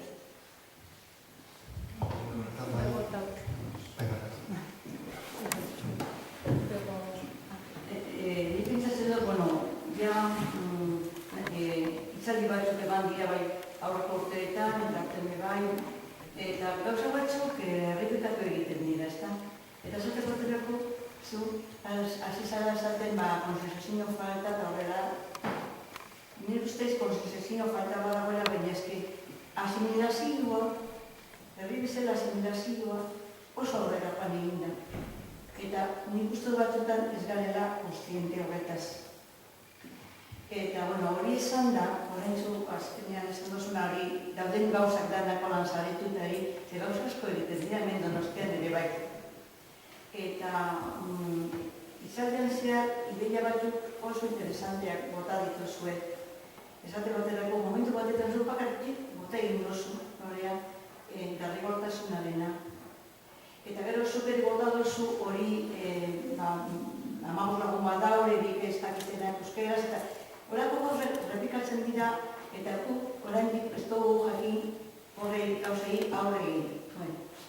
Hori esan da, nik pentsatzen dut oso importante izango litzakela kezka hauek, errepikatzen direzenez eta gainera badakit itzaldi honetan, estilo honetako itzaldiak beste horrietan ere ematen ari dira, aspaldi honetan, ez ote zaigun komeni, oindala urte batzuk egin zan, euskararen unibertso edo gogoratzen zarete, nola egin zan urteak izango da, hemen dauden batzuk behar da gogoratuko dira. Ordan nik uste dut behar dugula, nola gai, oiartzun bat, hauek kezkak horietan ataratzen direzenak eta horan ataratzea, hau da, jentea, erdan munduan bizidana, jakin dezan guk ze pentsatzen dugun, guk ze arazo daukagun, ze azken urte hauetan gauzasko egin dira. Baina guk euskaldun bezala, euskal komunitatea bezala ez gara hartu, gu ez gara saldu. Gaude hor diskutuan, egiten ditugu alako gauzak, baina guk hori diskursoaren beharrizteko behar da, edo basatzen dugu zen ratu txarrak nahi izaten dugunean euskaraz egitea eta ezin dugunean. Horako gauza, eta hori dira nari forma materetaz, horan sorta eta datzen dizen ideia horretanak biltzea eta nik uste hori dena guk izkutuan daude. Guk euskaldun bezala ez gara gertu. Ez dugu konpartitazioa sozializatu gure kezka hori. Geratzen dira beti, horako eta txikietan. Uste, empatia gehien bat norari dakarreko ezaten da. Oda, euskaldunok empatizatu behar dugu guztian, ez euskaldunak sentitzen duenarekin, aber nola ezen sentitzen ofenditua, baina berean gerturatu, eta baina haiek ez dute gure sensazioaz, gure sentimenduez, gure goraz, gure kulturaz ere askotan. Zen badakigu, ez nuke esango bakarrik Espainiar edo frantses kulturaz, eta mundu mailan ingelesena, edo estatu batuarrena, eta referentziaia bazkago askotan, gure baino gehiago, ez aktorea, bestea.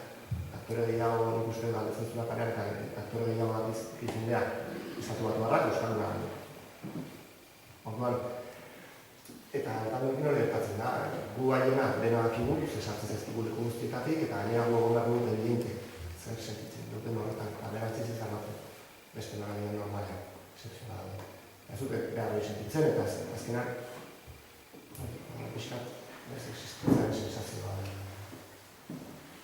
Eta azkenak egin norea esan zunekin hau da, zoetan beste modu batzutan garatzea hori guztiz hau, baina niretzat espazio referentzialak ere funtsezkoa. Eta zer esaten goiti dela egitea udalak erabiltzea, orain izan bat ez. Izan bat zenbait herrikimetik sortzen dena, eta horrela bat dira, baina eske guztiz beharrezkoa da. Iruña baten adibidez gaztetxe bat. Bazekiten eta horrela botazuten. Hor sortzen den eta berdinak, eta batzuetan bai, baina gero jakitea ez bazelarreko batean beste giro bat sortzen den eta bultzatzen den.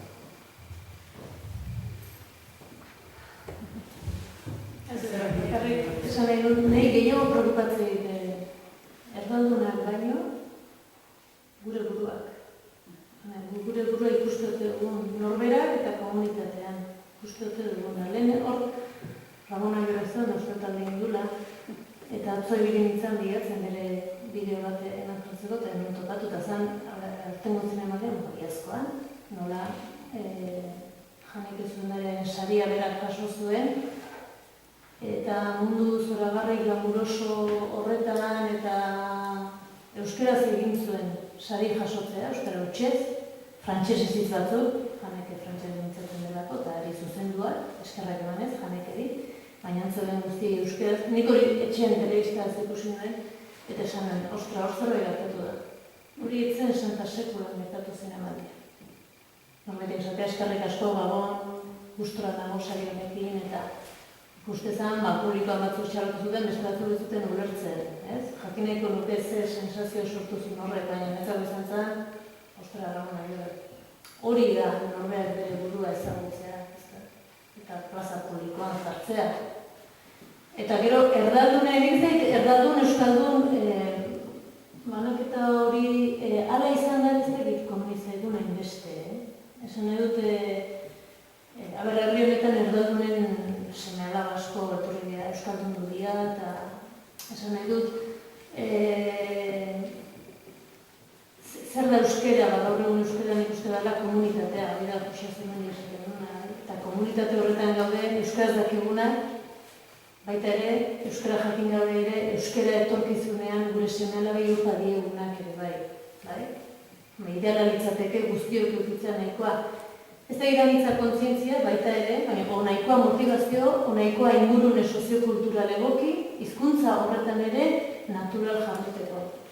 Horretara jo behar dugula, ez? Baina, preokupazio handia ematen di Google,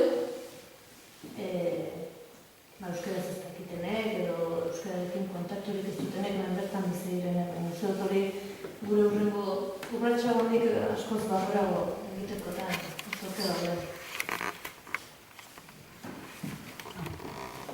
Orduan, segurazki hasieran isilunea, inizia zan, zilean, baina segurazki jarraituko genuen ez dira bakarra, literateri galdera, gauzasko betu zaizkit, baita bestoi ere, orduan, bi gauza gorazi bat, gure jardunaldi horren helburu hori dela, eta hor, barnean ikusi zigur, eta bestoi guztiak, gero, itzaldia bukatutakoan, egon delako World Cafe bat du, World Cafe jarri genuen, beraz, mundiala izango da, gustatu nahi duguna, egun bat da, gehiagotan, genuen horretarako, Pauleko kinene harremanetan dugu, horiek ondo dinamizatu eta benetan ondorioak eta ateratzeko, ez da ondorio baikorrak, positiboak eta aurrera begirakoak. Hori batetik, eta gero bestetik, horrein, azteko, bilu azteko, Xubinean, elkarte izango dugu, urrengo itzalea bitarte, maiatzaren 14an izango da, Maria Jose Azurmendi, eta hurrengo astean, 21.21.21, Beñat Gaztelumendik eta Asier Basurtok gidatutako ezitzaldea saioa. Eraz, honen berri ere berringo saiatuko gara, bai ostaz, mediez edo gaizak, mazuen azten. Eskerrik asko guztioi.